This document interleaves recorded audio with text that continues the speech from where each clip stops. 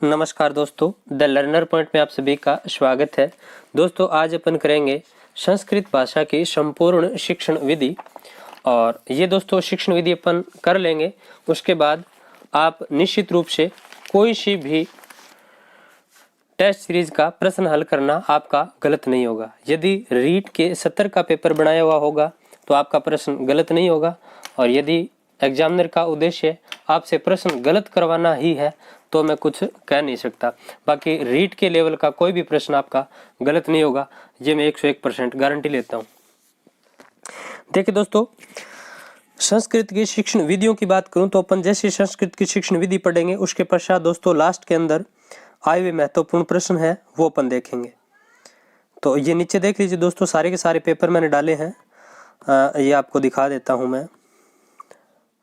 ये देखिए दोस्तों, ये पीछे के प्रश्न है जो कि मैंने साफल्यम की बुक के पीछे वाले प्रश्न लिए हैं।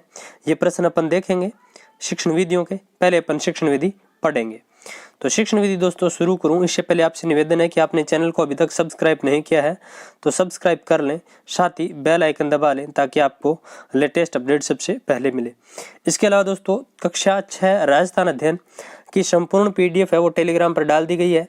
पहले तो दोस्तों मैंने उसका चार्ज रखा था, फिर मन में आया कि नहीं यार ये काम नहीं करते हैं, फ्री डाल दी मैंने, तो वो आप डाउनलोड कर सकते हैं। और पूरी वीडियो देखना चाहें तो आप वीडियो भी देख सकते हैं। वीडियो भी मैंने डाल दिए हैं यूट्यूब के ऊपर, प्लेलिस्ट भी बनी हुई है कक्षा 6 राजस्थान अध्ययन। उससे बाहर कुछ नहीं जाएगा दोस्तों, 200-250 प्रश्न है कक्षा 6 के।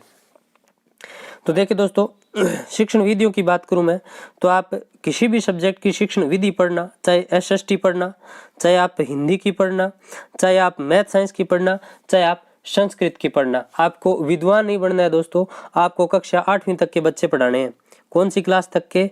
8वीं क्लास तक के। और आपकी नज़रों के सामने दोस्तों सबसे पहले मनोवैज्ञानिक दृष्टिकोण आपके अंदर होना चाहिए। यदि आपके अंदर मनोवैज्ञानिक दृष्टिकोण है तो आपके आगे 8वीं क्लास तक के ही बच्चे आएंगे, और आपकी सोच 8वीं क्लास तक के बच्चे को पढ़ाने वाले की होनी चाहिए।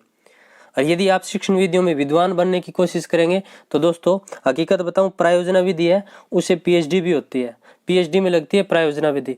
और हमारे साइकोलॉजी के अंदर मास्टर डिग्री करते हैं तब लगती है प्रायोजना विधि। ऐसे किसी चीज़ का कोई अंत नहीं होता, आपको उतना ही पढ़ना है जितना आपके लेवल का है। तो चलिए दोस्तों शुरू करते हैं शिक्षण विधि। शिक्षण विधियों की बात करूं दोस्तों तो इससे पहले मैं आपको थोड़ा सा इतिहास बता देता हूं शिक्षा का। यदि अपन को इतिहास पता होगा शिक्षा का तो दोस्तों आगे अपने प्रॉब्लम नहीं आएगी। तो देखिए दोस्तों, इतिहास की यदि बात करूं तो लॉर्ड मैकाले, तो ध्यान रखना लॉर्ड मैकाले ने 1835 में, कब? 1835 में एक घोषणा पत्र लेकर आया था दोस्तों लॉर्ड मैकाले। भारत में दोस्तों अंग्रेजी शिक्षा का जनक दोस्तों लॉर्ड मैकाले को ही माना जाता है। आगे चलकर दोस्तों 1854 के अंदर वुड डिस्पैच आया था। क्या आया था? Wood dispatch. तो ये भी आपको ध्यान रखना है 1854। ये दोस्तों बस इतना ही ध्यान में रखना है, ज्यादा दिमाग लगाना नहीं है। वुड घोषणा पत्र कब आया था? तो 1854 के अंदर आया था। ये चीज भी आपको ध्यान में रखनी है। फिर आगे चलकर दोस्तों हंटर आयोग आया था, वो भी दोस्तों शिक्षा से संबंधित था, लेकिन वो अपन को ध्यान में नहीं रखना है। आगे चलकर दोस्तों 1952-53 के अंदर माध्यमिक शिक्षा आयोग यानी बुदालियर आयोग की स्थापना हुई। तो ऐसे सीधा पूछ सकता है बुदालियर आयोग की स्थापना कब हुई? तो 1952-53 के अंदर बुदालियर आयोग की स्थापना हुई थी। ये चीज आपको ध्यान में रखनी है।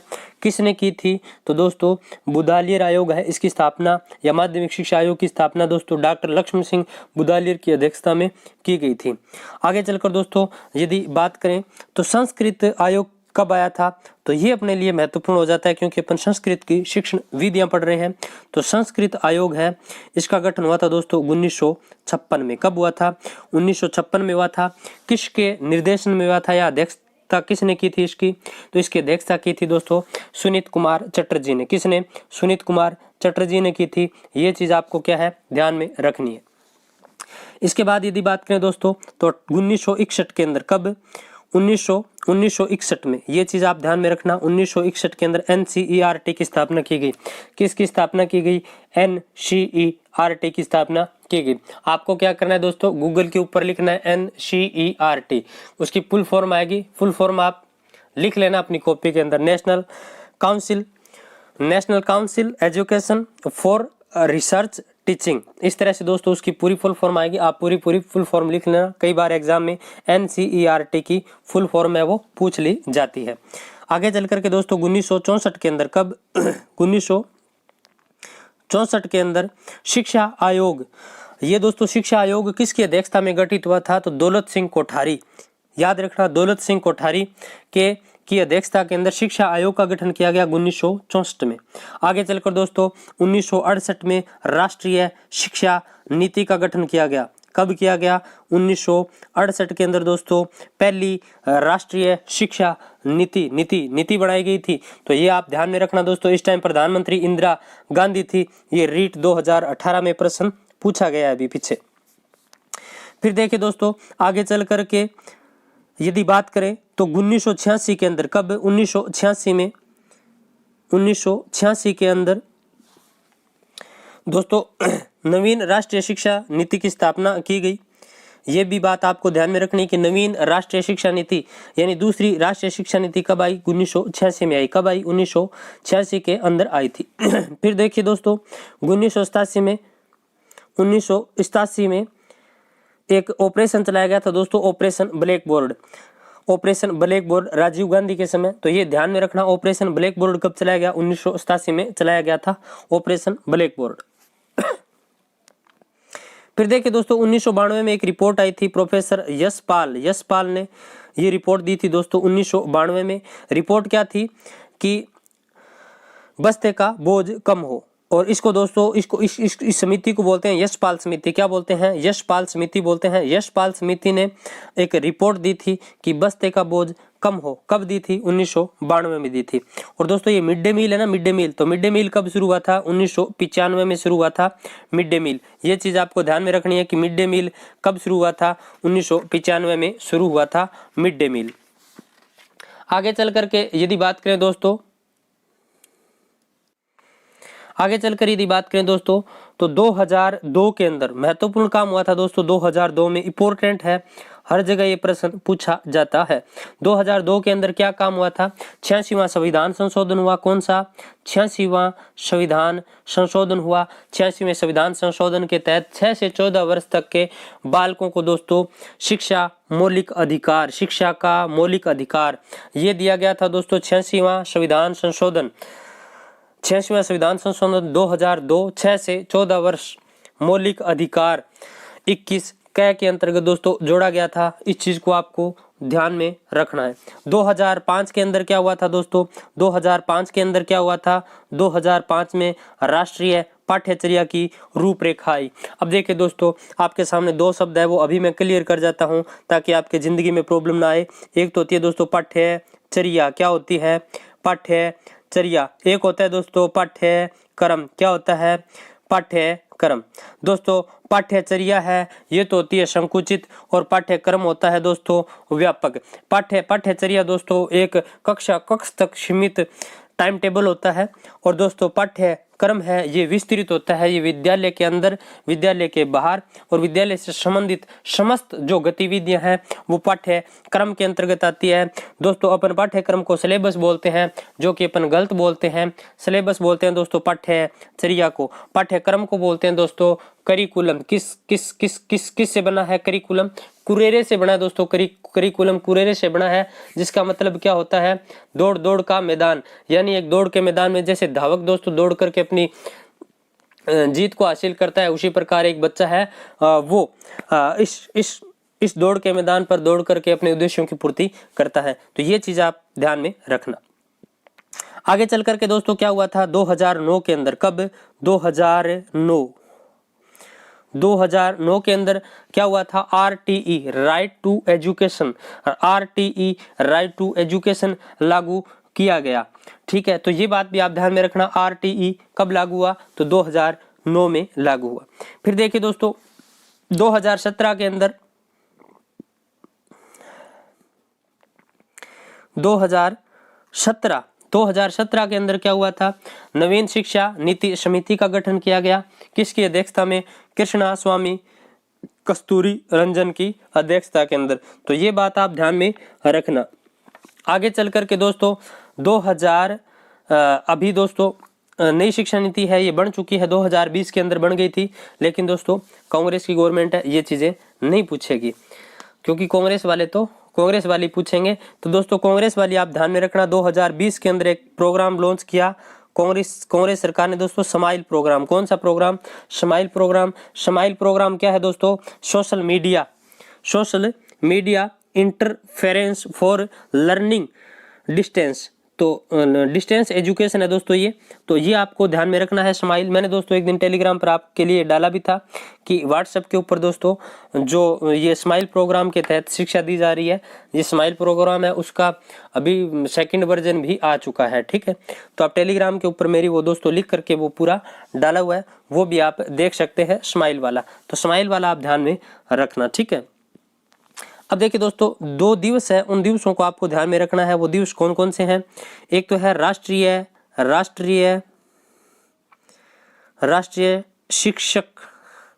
शिक्षक दिवस। तो राष्ट्रीय शिक्षक दिवस मनाया जाता है 5 सितंबर को। कब मनाया जाता है? 5 सितंबर को मनाया जाता है। और दोस्तों दूसरी बात आपको ध्यान में रखनी है, राष्ट्रीय शिक्षक दिवस कब मनाया जाता है? दोस्तों राष्ट्रीय शिक्षा दिवस और राष्ट्रीय शिक्षक दिवस, तो ध्यान रखना, राष्ट्रीय शिक्षा दिवस है, ये कब मनाया जाता है? 11 सितंबर को मनाया जाता है। राष्ट्रीय शिक्षक दिवस 5 सितंबर को मनाया जाता है। तो ध्यान रखना, राष्ट्रीय शिक्षक दिवस कब मनाया जाता है? 5 सितंबर को मनाया जाता है। डॉक्टर सर्वपल्ली राधाकृष्णन, आपके दिमाग में क्लिक हो गया होगा। और राष्ट्रीय शिक्षा दिवस कब मनाया जाता है? तो राष्ट्रीय शिक्षा दिवस 11 सितंबर को मनाया जाता है। अब देखिए दोस्तों संस्कृत भाषा की यदि बात करें अपन, संस्कृत भाषा की, तो संस्कृत भाषा है दोस्तों त्रि भाषा फॉर्मूला है। उसके अंदर दोस्तों प्रथम भाषा मातृभाषा, द्वितीय भाषा दोस्तों हिंदी अंग्रेजी, और तृतीय भाषा यानी कोई भी वैकल्पिक। तो जो संस्कृत है उस भाषा का दोस्तों वैकल्पिक स्थान है, यानी तृतीय भाषा के रूप में संस्कृत को स्थान मिला हुआ है। तो ये इंपॉर्टेंट चीज है, रीट 2015 में यहाँ से प्रश्न आया था, ठीक है। तो अब चलिए दोस्तों, आई होप आपका रिदम बन गया होगा। अब अपन शुरू करते हैं भाषा कौशल से अपनी शिक्षण विधियां। यहाँ तक दोस्तों मैंने थोड़ा आपको बैकग्राउंड है वो इसका बता दिया है। तो देखिए दोस्तों संस्कृत भाषा के कौशल कितने हैं? तो दोस्तों संस्कृत भाषा के कौशल हैं 4। कितने हैं? 4। चतवारी। कितने हैं? संस्कृत भाषा के कौशल 4 हैं। चतवारी। अब देखिए दोस्तों ये चतवारी यहाँ पर क्यों है? नपुंसकलिंग आया है। क्या है? नपुंसकलिंग आया है। ये चतवारी क्यों आया है? तो दोस्तों जो संख्या ज्ञान हम लगाए अपने, संख्या ज्ञान आपको 1 से लेकर 4 तक होना चाहिए। 1 से लेकर 4 तक होना चाहिए। यहाँ पर सर ने, जैसे ये उत्कर्ष वाले सर हैं, उन सर ने लिखवाया, तो उन्होंने चतवारे क्यों नहीं लिखा? यहाँ पर ये चतवारी क्यों नहीं लिखा? यही चतवारी क्यों लिखा? तो ध्यान रखना दोस्तों, नपुंसकलिंग के साथ यही चतवारी लगता है। क्या लगता है? यही वाला चतवारी लगता है।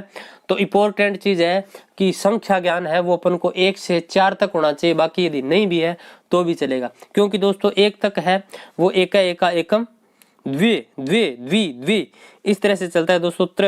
त्रिश त्रीणी, ठीक है, चतुर चतरस चतवारी, इस तरह से दोस्तों ये चलता है संख्या ज्ञान। ये आपको ध्यान में रखना है यहाँ तक। तो 4 तक की दोस्तों संख्या ज्ञान है वो आपको ध्यान में रखनी है। देखिए एका एकम, ये दोस्तों पुल्लिंग में, ये स्त्रीलिंग में, ये नपुंसकलिंग में।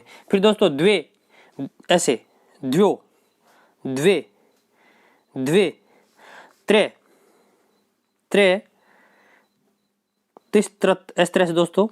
और त्रीणी, चतवारे, चतरस चतवारी।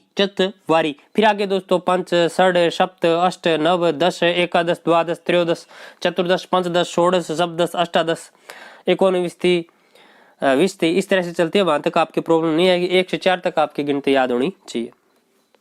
तो भाषा के कौशल कितने हैं? तो भाषा के कौशल है 4। याद रखना, भाषा के कौशल कितने? 4। अब देखिए दोस्तों इनका मनोवैज्ञानिक क्रम क्या है? तो देखिए दोस्तों मनोवैज्ञानिक क्रम की बात करें तो LSRW, क्या है? LSRW इनका मनोवैज्ञानिक क्रम है। यानी दोस्तों लिसन, लिसन यानी सुनना, स्पीच यानी भाषण, रीडिंग यानी दोस्तों पढ़ना, राइटिंग यानी लेखन। ये इनका मनोवैज्ञानिक क्रम है। ये मनोवैज्ञानिक क्रम किसने दिया था? फ्रोबेल ने दिया था। किसने दिया था? फ्रोबेल ने दिया था। और मारिया मोंटेसरी है दोस्तों, उन्होंने थोड़ा सा फेरबदल किया था, लेकिन दोस्तों उसके बारे में प्रश्न नहीं पूछा गया है संस्कृत में, यहीं से प्रश्न आया दोस्तों। तो देखिए स्वर्ण, वदन, पठन, लेखन। देखिए आरटेट 2012, रीड 2015, रीड 2018, ठीक है, यहीं से प्रश्न पूछे गए हैं दोस्तों। यहां से प्रश्न आपको बता देता हूं, इतने समान में से प्रश्न कितने आ गए हैं? 2012 में, 15 में, 18 में 4-5 प्रश्न इतने में से आए हैं दोस्तों। यही एक घुमाकर पूछे उसने प्रश्न अपन अंत में देखेंगे। तो स्वर्ण, वदन, पठन, लेखन। वदन को दोस्तों भाषण भी बोलते हैं। अब देखिए दोस्तों अमनोवैज्ञानिक क्रम क्या है? तो अमनोवैज्ञानिक क्रम की बात करूं तो देखिए लेखन, पठन, भाषण, स्वर्णम, ये अमनोवैज्ञानिक क्रम है। ये अपन को ध्यान में रखना ही नहीं है। मारिया मोंटेसरी ने क्या कहा था दोस्तों? मारिया मोंटेसरी ने कहा था कि दोस्तों पढ़ने से पहले लेखन आता है। क्या आता है? लेखन आता है। स्वर्ण, भाषण, लेखन, पठन। इसने दोस्तों लास्ट वाले उल्ट पुल्ट कर दिए, ये आपको ध्यान में रखना है बस। वैसे तो LSRW आता है, लेकिन इसने क्या कर दिया? LSWR ऐसे कर दिया। तो ये आप ध्यान में रखना। अब देखिए दोस्तों चारों कौशल हैं, इनके ऊपर अपन बात कर लेते हैं। तो देखिए दोस्तों सुनना, बोलना, पढ़ना, लिखना। अब सुनना दोस्तों कौन सा? स्वर्ण। स्वर्ण यानी प्रथम कौशल है। तो कौन सा कौशल है? प्रथम कौशल है। वो सीधा सीधा प्रश्न पूछ लेगा कि संस्कृत भाषा के जो कौशल है उनमें से प्रथम कौशल कौन सा है? तो प्रथम कौशल कौन सा है? स्वर्ण है। कौन सा है? स्वर्ण है। वदन या भाषण ये द्वितीय कौशल है। पठन कौन सा है? तीसरा है। लेखन कौन सा है? चतुर्थ या अंतिम है। अब देखिए दोस्तों उद्देश्य क्या है? सिर्फ सुनना मात्र क्या स्वर्ण कौशल है? नहीं, सुनकर के अर्थ ग्रहण करना। क्या करना? सुनकर के अर्थ ग्रहण करना, यानी श्रुत्वार्थ ग्रहणम। सुनकर के अर्थ ग्रहण करना क्या है? स्वर्ण कौशल है। फिर देखिए दोस्तों दूसरा कौन सा आता है? दूसरा आता है भाषण कौशल। भाषण कौशल देखिए उद्देश्य क्या है दोस्तों? मौखिक अभिव्यक्ति देना। क्या देना? मौखिक अभिव्यक्ति देना। फिर देखिए दोस्तों पठन कौशल कौन सा है? पढ़ करके अर्थ ग्रहण करना पठन कौशल है। पढ़ करके अर्थ ग्रहण करना पठन कौशल है। लेखन कौशल कौन सा है दोस्तों? पठितस्य लिखित अभिव्यक्ति, यानी पढ़े हुए की लिखित अभिव्यक्ति देना कौन सा है? लेखन कौशल है। कौन सा है? लेखन कौशल है। अब देखिए दोस्तों इनमें से दो कौशल है वो तो है ध्वनि विज्ञान से जुड़े हुए।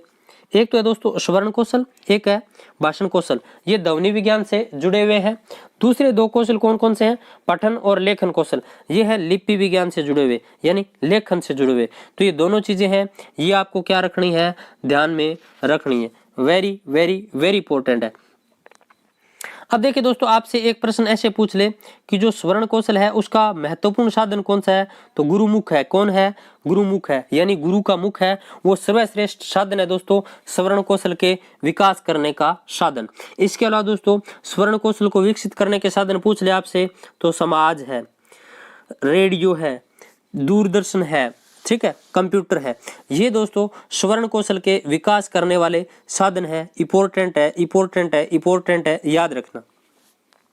फिर देखिए दोस्तों दूसरा मैं भाषण कौशल की बात करूं तो भाषण कौशल का उद्देश्य क्या होता है? भावाभिव्यक्ति। भावाभिव्यक्ति का श्रेष्ठ कौशल कौन सा है? तो भाषण कौशल है। अब देखिए दोस्तों मैं आपके सामने बोल रहा हूं, क्यों बोल रहा हूं? क्योंकि दोस्तों मैंने पहले सुनना सीखा है।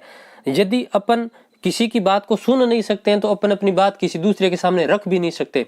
इसीलिए बोलते हैं कि पहले सुनना सीखो। यदि आप अच्छे श्रोता हैं तो आप अच्छे वक्ता बनोगे। यदि आप अच्छे श्रोता नहीं है तो आप जिंदगी में अच्छे वक्ता नहीं बन सकते। इसीलिए तो बोला जाता है यदि आप अच्छा सुनना जानते हैं, अच्छे श्रोता हैं तो आप अच्छे वक्ता डेफिनेटली बनेंगे। तो ये आप ध्यान में रखना। कौन सी बात कि जो भाषण कौशल है, भाषण कौशल है, भाषण कौशल का उद्देश्य क्या है?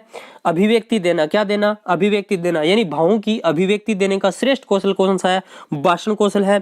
इसमें दोस्तों शुद्ध उच्चारण को महत्व दिया जाता है। किसको? शुद्ध उच्चारण को। भाषण कौशल के अंदर आरोह अवरोह का भी ध्यान रखा जाता है, ठीक है। और दोस्तों उच्चारण दोष है उसको दूर करने का माध्यम दोस्तों कौन सा है? भाषण कौशल। दोस्तों मैंने सुन तो रखा है। और दोस्तों यदि मैं बोलूंगा नहीं तो कैसे पता चलेगा कि मेरा उच्चारण है वो गलत हो रहा है। मैं बोलूंगा तभी तो मुझे पता चलेगा कि मेरा उच्चारण दोष है। तो उच्चारण दोष को दूर करना है तो मैं बोलूंगा तो सामने वाला पकड़ेगा कि हाँ ये उच्चारण गलत कर रहा है। एक दूसरे कारण एक ये भी है दोस्तों इसका कि यदि अपना उच्चारण दोष है तो उच्चारण यदि अपन गलत सुनेंगे तो गलत ही उच्चारण करेंगे। कई चीजें ऐसी है जो हमारे अध्यापकों ने हमें गलत याद करवा दी बचपन में, तो अपन गलत ही बोलते हैं। जैसे मैं आपको एग्जाम्पल देता हूँ एक छोटा सा। हम 19 को 19 बोलते हैं। क्या बोलते हैं? 19 बोलते हैं। मैं महाराष्ट्र में बोलता था दोस्तों 19 इस तरह से, गु बोलता था 19 को 19। अपने राजस्थान में 19 बोलते हैं तो वो बच्चे हंसते थे। क्यों हंसते थे? कि अपन 19 बोलते होता है 19। हरियाणा में भी हंसते थे। तो दोस्तों ये उच्चारण दोष है। क्या है? उच्चारण दोष है। और ये दोस्तों हमें बचपन में जब अध्यापकों ने 19 को 19 बोला तो हमने सुन करके दोस्तों हमारे अंदर वो क्या आ गया? उच्चारण दोष आ गया। तो ये चीजें आपको ध्यान में रखनी है। नेक्स्ट देखिए दोस्तों, पठन कौशल। मैं आपको लिंक कर रहा हूं दोस्तों कि आप इसके इर्द गिर्द कोई भी प्रश्न पूछ ले तो आप सही कर जाए। फिर देखिए दोस्तों, पठन कौशल। पढ़ना क्या है दोस्तों? पठित्वा अर्थ ग्रहणम। पढ़ करके क्या करना? अर्थ ग्रहण करना। पढ़ करके अर्थ ग्रहण करना। और ये तीसरा कौशल है। कौन सा कौशल है? तीसरा कौशल है। ये वेरी वेरी इंपॉर्टेंट है, ध्यान में रखना, ठीक है। और ये दोस्तों ग्रहणात्मक कौशल है। कौन सा है? ग्रहणात्मक। इनपुट कौशल है। कौन सा है? इनपुट याद रखना। इनपुट कौशल है दोस्तों ये भी इनपुट कौशल है। इनपुट कौशल है। सुनना भी क्या है? इनपुट कौशल है। बोलना क्या है? आउटपुट कौशल है। आउटपुट मतलब दूसरे को बताने वाला। लिखना क्या है? आउटपुट कौशल है। इसमें तो बोल करके अपन आउटपुट देते हैं, इसमें लिख करके आउटपुट देते हैं। और सुनने में सुन करके अपन इनपुट लेते हैं, पढ़ने में अपन पढ़ करके इनपुट लेते हैं। आप इनपुट का मतलब समझ गए, ग्रहण करना, ठीक है। अब देखिए दोस्तों, नेक्स्ट आता है लास्ट, लेखन कौशल। कौन सा है? अंतिम या चतुर्थ कौशल है। ये कौन सा है? पठितस्य लिखित अभिव्यक्ति, यानी जो पढ़ा हुआ है उसकी लिखित अभिव्यक्ति देना कौन सा कौशल है? तो ये है लेखन कौशल। कौन सा है? लेखन कौशल है। तो ये भाषा के दोस्तों 4 कौशल थे। इन कौशलों में मैंने आपको बता दिया, ये 2 लिपि विज्ञान से जुड़े हुए हैं, ये 2 ध्वनि विज्ञान से जुड़े हुए हैं।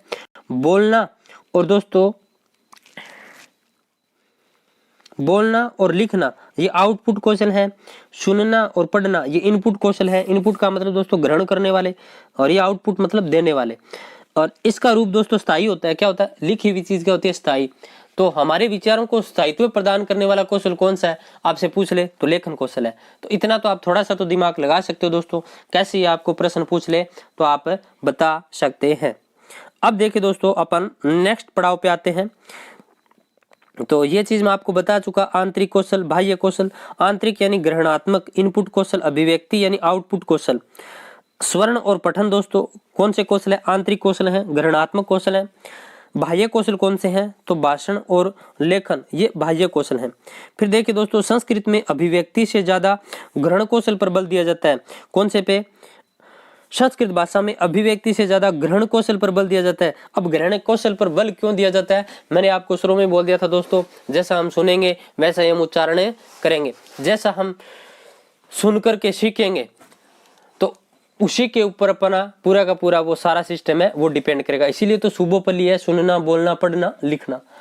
ऐसी नहीं है इनका क्रम, इसके पीछे कोई न कोई लॉजिक है, तार्किकता है। इसीलिए स्वर्ण कौशल को क्या दिया गया है? पहला स्थान दिया गया है।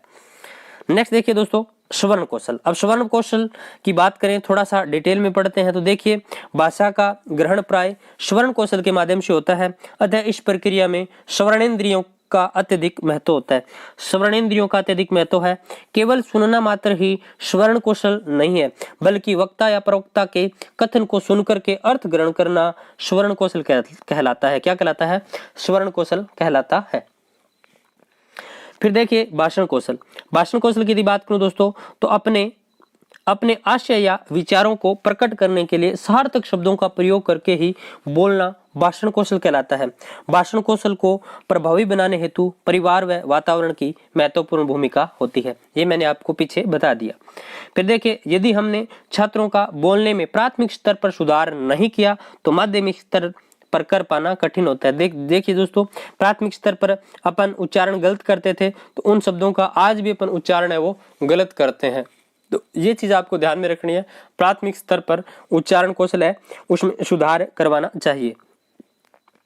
फिर देखिए, केवल बोलना ही भाषण कौशल नहीं है, बल्कि शुद्ध उच्चारण करना ही भाषण कौशल कहलाता है। तो देखिए दोस्तों, केवल बोलना मात्र क्या है, भाषण कौशल नहीं है, शुद्ध उच्चारण करना क्या है, भाषण कौशल के अंतर्गत आता है। फिर देखिए दोस्तों, पठन कौशल कौन सा, पठन कौशल यह भाषा का तृतीय कौशल है। कौन सा है, तृतीय कौशल है। पढ़ करके अर्थ ग्रहण करना पठन कौशल कहलाता है। पढ़ करके अर्थ ग्रहण करना क्या कहलाता है, पठन कौशल कहलाता है। फिर देखिए, श्रवण कौशल की अशुद्धियों का निराकरण पठन कौशल के माध्यम से ही संभव है। तो देखिए दोस्तों, श्रवण कौशल की अशुद्धियों का निराकरण किससे संभव है, तो पठन कौशल से संभव है। वेरी वेरी वेरी इंपॉर्टेंट है दोस्तों। यदि श्रवण कौशल की अशुद्धियों का निराकरण करना है तो किससे होगा, पठन कौशल से होगा। जब हमने दोस्तों गलत सुना है तो गलत ही हम बोलेंगे, सीधी सी बात है। उच्चारण भी गलत करेंगे, पढ़ेंगे तो हम उसको गलत पढ़ेंगे। क्या करेंगे, गलत पढ़ेंगे। देखिए दोस्तों, आपको पे का उच्चारण यदि कै बता दिया जाता तो क्या आपको पता था कि ये पे है या कै है, आपको तो नहीं पता था। यदि पे का उच्चारण कै बोल देते तो आप पे को कै बोलते, क्या बोलते, कै बोलते। ठीक है, तो अध्यापक के पकड़ में आ जाता कि ये बच्चा है, ये पे और कै में अंतर नहीं समझ पा रहा। जैसे मैं लिख दूं दोस्तों फे, फे, बच्चा फे और कै में अंतर नहीं सीख पाया। ठीक है, अब मैं उसे पढ़वा रहा हूं, मान के चलो उससे पढ़वा रहा हूं, तीसरी क्लास में पढ़वा रहा हूं, फे फल, तो फे को बोल रहा है कल, क्या बोल रहा है, फल को कल बोल रहा है। तो मैं बेटा बेटा सोच रहा हूं कि ये फल को कल क्यों बोल रहा है। मैं फिर बोलूंगा बेटा ये कल नहीं, ये फल है। तो बोलेगा सर फल कैसे है, ये तो कल है, ये देखो कै है। फिर मैं उसको पास बुलाऊंगा, देखो बेटा ये तो होता है कै इस तरह से, ये फै देख यहाँ से यहाँ ऐसे है ना, ये इस तरह, ये फै होता है, ये क्या होता है, कै होता है। तो अपने वहां पर पकड़ में आ गई बात। नहीं तो आगे चल करके ये चीज है वो उसकी दोष की श्रेणी में गिना जाता, यदि यहाँ उसका क्या नहीं होता, सुधार नहीं होता। फिर देखिए दोस्तों,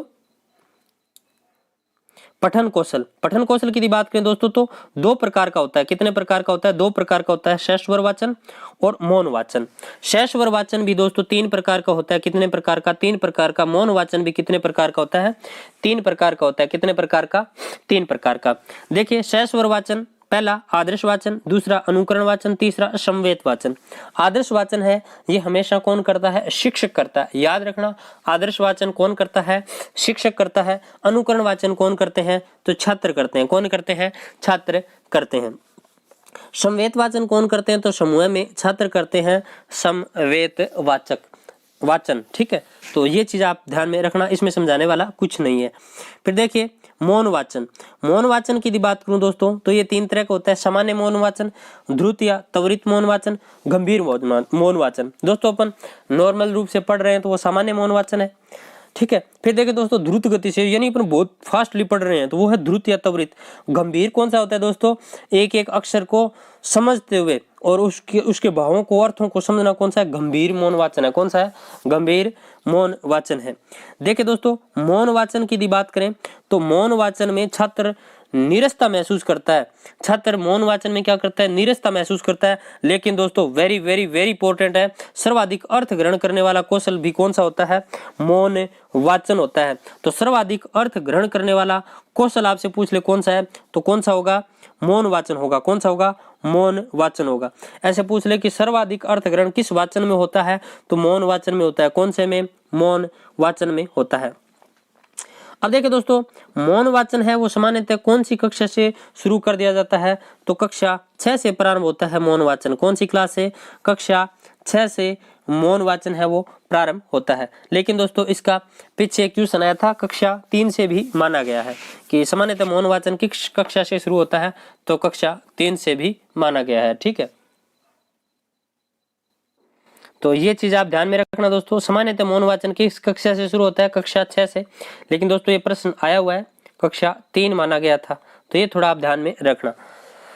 फिर देखिए, पठन कौशल की विधियां। अब पठन कौशल की विधियों की बात करूं दोस्तों तो पठन कौशल की विधियां कौन सी है, वर्ण विधि, पद विधि, वाक्य विधि, कथा विधि। देखिए दोस्तों बहुत सिंपल सा है, वर्ण विधि, पद विधि, वाक्य विधि, कथा विधि। क्रम भी यही रहता है दोस्तों, पहले वर्ण सिखाए जाते हैं।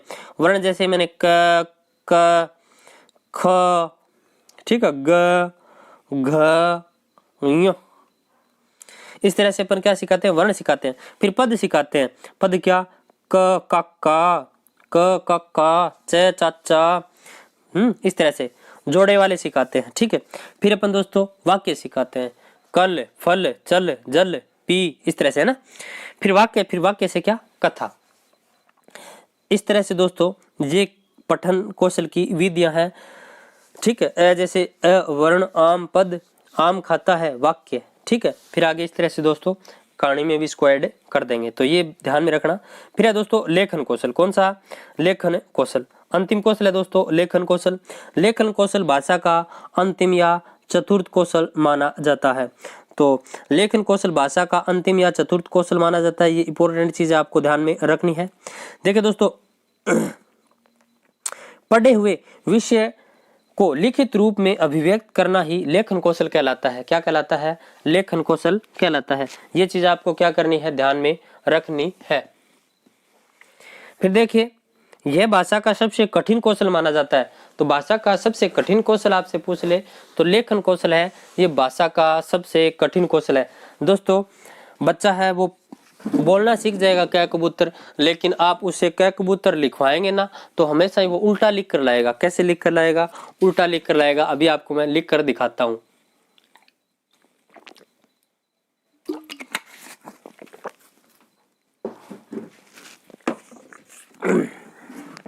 देखिए, आप तो इसको ऐसे डाल कर देंगे, बच्चा क्या करेगा, इसको इस तरह से लिख कर लाएगा। इस तरह नहीं, एक और डिजाइन से लिखेगा वो क्या करेगा, ऐसे करेगा, ऐसे लिख कर लाएगा। आप कहोगे नहीं बेटा ये ऐसे है, ऐसे लिख कर लाएगा वो। पता नहीं उल्टा क्यों लिख कर लाता है, उल्टा लिख कर लाएगा। आप चाहे लिख कर देना, वो चाहे उल्टा लिख कर लाएगा। तो लेखन कौशल है, ये सबसे कठिन कौशल है। कौन सा, लेखन कौशल। फिर देखिए दोस्तों, इस कौशल में भाषा को स्थायित्व दिया जाता है। तो आपसे पूछ ले कि भाषा को स्थायित्व देने वाला कौशल कौन सा है, तो लेखन कौशल है। इस कौशल में वर्तनी या शुद्धता को अत्यधिक महत्व दिया जाता है। तो वर्तनी या शुद्धता को अत्यधिक महत्व देने वाला कौशल कौन सा है, आपसे पूछ ले तो लेखन कौशल है। अब लेखन कौशल की विधियां कौन कौन सी है, तो लेखन कौशल की विधियां आप देख लीजिए। दृष्टि लेखन विधि, इसको जैकटॉट विधि भी बोलते हैं दोस्तों। क्या बोलते हैं, जैकटॉट विधि बोलते हैं। क्या बोलते हैं, जैकटॉट विधि बोलते हैं। याद रखना, लेखन कौशल की विधि ये दोस्तों दृष्टि लेखन विधि है, जैकटॉट विधि भी बोलते हैं इसको। ये प्राथमिक स्तर के लिए उपयोगी है। कौन से स्तर के लिए उपयोगी है, प्राथमिक स्तर के लिए उपयोगी है। इसमें दोस्तों देख करके लिखना होता है। क्या होता है, यानी सामने लिख दिया मैंने कै, और देख करके बच्चे को क्या करना होता है, ये कै लिखना होता है। ये दृष्टि लेखन विधि है। कौन सी, दृष्टि लेखन विधि है। फिर है श्रुत लेखन विधि। श्रुत लेखन विधि दोस्तों उच्च प्राथमिक स्तर के लिए उपयोगी होती है, 6 से 8 तक। अध्यापक बोलता है, बच्चा लिखता है। श्रुत लेखन विधि उच्च प्राथमिक के लिए उपयोगी है। फिर है अक्षर स्वरूपा अनुकरण विधि। अक्षर स्वरूपा अनुकरण विधि कौन सी है दोस्तों, मैंने कै डाल कर दे दिया बच्चे को, क्या डाल कर दे दिया, कै, ऐसे। फिर बोलूंगा इसके ऊपर है ना, तुझे क्या करना है, अपना चौक घुमाना है। तो बच्चा क्या करेगा, इसके ऊपर ऐसे, फिर ऐसे, फिर ऐसे, फिर ऐसे। ये अक्षर स्वरूपानुकरण विधि है। ठीक है, ये पूर्व प्राथमिक के लिए, जब अपन दोस्तों पहली दूसरे में पढ़ते थे उस टाइम की बात है। तो ये दोस्तों आई होप आपके समझ में आ गए होंगे कौशल। अब देखिए मौखिक व लिखित परीक्षा। अब आते हैं मन परीक्षा के ऊपर। किसके ऊपर, परीक्षा के ऊपर चर्चा करते हैं थोड़ी सी। देखिए दोस्तों, चारों कौशलों के उद्देश्यों की प्राप्ति के लिए लिखित, कौन कौन सी, लिखित और मौखिक परीक्षा ली जाती है। तो याद रखना, जो 4 कौशल है, सुनना, बोलना, पढ़ना, लिखना, उनके उद्देश्यों की प्राप्ति के लिए, यानी बालक ने कितना सीखा है, ये जानने के लिए अपन क्या करते हैं, परीक्षा लेते हैं। क्या लेते हैं, परीक्षा लेते हैं। या तो मौखिक परीक्षा लेते हैं या लिखित परीक्षा लेते हैं। तो अब देखते हैं दोस्तों मौखिक परीक्षा और लिखित परीक्षा के बारे में। तो देखिए, परीक्षा मुख्यतः कितने प्रकार की होती है, 3 प्रकार की होती है। लिखित परीक्षा, मौखिक परीक्षा, प्रायोगिक परीक्षा। लिखित परीक्षा है दोस्तों, इसके प्रकार की यदि बात करूं तो वस्तुनिष्ठ हो सकती है वस्तुनिष्ठ, अति लघुत्रात्मक हो सकती है, लघुत्रात्मक हो सकती है, निम्नात्मक हो सकती है। जो वस्तुनिष्ठ शिक्षण विधि है, जो वस्तुनिष्ठ है दोस्तों, कौन सी, वस्तुनिष्ठ परीक्षा है। वस्तुनिष्ठ परीक्षा कौन सी, वो परीक्षा जिस परीक्षा में एक ही उत्तर हो, क्या हो, एक ही उत्तर हो, वो होती है दोस्तों वस्तुनिष्ठ परीक्षा, जिसका उत्तर सार्वभौमिक हो। जैसे राजस्थान की राजधानी क्या है? जयपुर है, ये उत्तर सार्वभौमिक है। तो ये कौन सी है? वस्तुनिष्ठ परीक्षा है। दूसरी देख दोस्तों अति लघुतरात्मक, जो दोस्तों 10 से 15 शब्दों वाली। लघुतरात्मक दोस्तों 20 से 30 शब्दों वाली, ठीक है, ये 1 लाइन वाला, ठीक है, ये 2 लाइन वाला। निम्नात्मक दोस्तों थोड़ा सा बड़ा। और निम्नात्मक परीक्षा है, इसमें दोस्तों बालक की चिंतन शक्ति का क्या होता है? विकास होता है। क्या होता है? विकास होता है। भारत मेरा देश है, इसके ऊपर जैसे लेख लिखो, 6ठी क्लास में मैंने बालकों को दे दिया। तो हर बच्चा है वो अपने अपने मौलिक विचार लेकर आएगा। क्या लेकर आएगा? मौलिक विचार लेकर आएगा। मैंने लिख दिया भारत की राजधानी क्या है, तो सब बालक लिख कर लाएंगे नई दिल्ली। क्या? नई दिल्ली। या मैंने 4 ऑप्शन दे दिए, वस्तुनिष्ठ परीक्षा बना दी तो नई दिल्ली देंगे। वस्तुनिष्ठ परीक्षा में है वो बालक की चिंतन शक्ति का, सृजनात्मकता का, विचारावेश का, इन चीजों का पता है वो नहीं चलता है। वो किस में चलता है? निम्नात्मक परीक्षा के अंदर चलता है। तो ये चीज आपको क्या है? ध्यान में रखनी है। फिर देखिए दोस्तों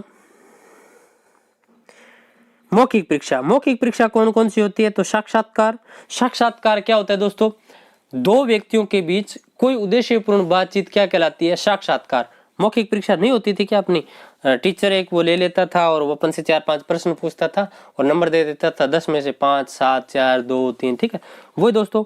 फिर वाद विवाद परीक्षा भी आप जानते हैं दोस्तों। विद्यालय में जैसे 2 ग्रुप बना दिए, ग्रुप बना करके जैसे 5-5 बच्चों के बना दिए और उन बच्चों से दोस्तों आपस में अंताक्षरी बनाना, ये भी वाद विवाद के अंदर ही आता है। और इस तरह से वाद विवाद परीक्षा का आयोजन। फिर है शलाका परीक्षा, अंत्याक्षरी, शास्त्रार्थ। तो ये चीजें आपको दोस्तों ध्यान में रखनी है। ये मौखिक परीक्षा के अंतर्गत आते हैं इतनी: साक्षात्कार, वाद विवाद, शलाका परीक्षा, अंताक्षरी, शास्त्रार्थ, ठीक है। फिर देखिए दोस्तों 3 कौशलों की उद्देश्यों की प्राप्ति हेतु मौखिक परीक्षा ली जाती है। तो मौखिक परीक्षा दोस्तों कितने कौशलों के उद्देश्यों की प्राप्ति हेतु ली जाती है? तो श्रवण, भाषण, पठन, लेखन, इसके लिए कौन सी ली जाती है दोस्तों? मौखिक परीक्षा ली जाती है। याद रखना, श्रवण, भाषण, पठन, इन 3 कौशलों के उद्देश्यों की प्राप्ति के लिए कौन सी परीक्षा ली जाती है? मौखिक परीक्षा ली जाती है। मौखिक। लिखित परीक्षा एकमात्र कौशल के उद्देश्य की प्राप्ति के लिए ली जाती है, वो है लेखन कौशल। कौन सा कौशल? लेखन कौशल। इंपॉर्टेंट चीजें याद रखना। फिर है दोस्तों अधिगम एवं संप्रेषण की सहायक सामग्रियां। तो देख लेते हैं अधिगम एवं संप्रेषण की सहायक सामग्रियां कौन कौन सी है। तो देखिए दोस्तों सर्वे में क्या क्या आएगा दोस्तों? सर्वे यानी सुनने वाली, आकाशवाणी, लाउड स्पीकर, ग्रामोफोन, लिग्वाफोन, ये दोस्तों सारे के सारे क्या है? सर्वे साधन है। कौन से साधन है? सर्वे साधन है। फिर देखिए दोस्तों सर्वे दृश्य साधन। कौन से? सर्वे दृश्य साधन, यानी जिसमें अपन सुन भी सकते हैं, देख भी सकते हैं, वो कौन से हैं? सर्वे दृश्य साधन है। जिसमें आएगा चलचित्र। कौन सा?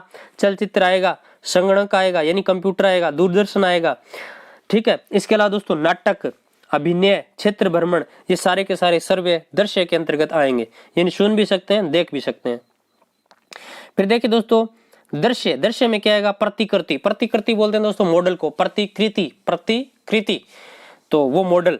चित्र, रेखा चित्र, मानचित्र, सूचना पट, प्रतिकृति यानी मॉडल, बुलेटिन बोर्ड, संग्रहालय, पाठ्य पुस्तक, समाचार पत्रम, श्यामपट्टम।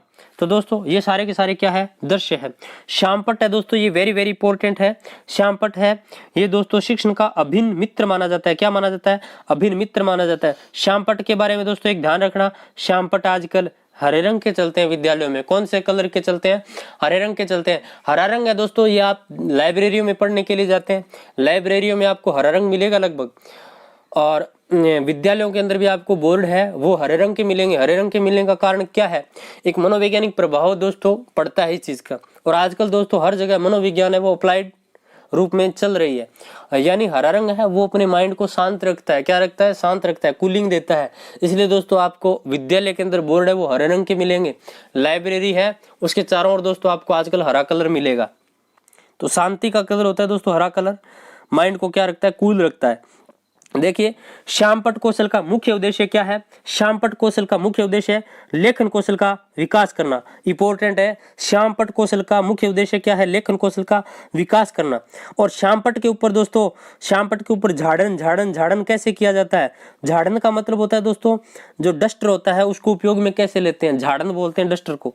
तो डस्टर है दोस्तों, ये ऊपर से नीचे की ओर काम में लिया जाता है। यानी अपन जब मिटाते हैं डस्टर के ऊपर दोस्तों, तो ऊपर से नीचे की ओर मिटाते हैं, ऊपर से नीचे की ओर मिटाते हैं। तो ये चीज आपको क्या है, ध्यान में रखनी है।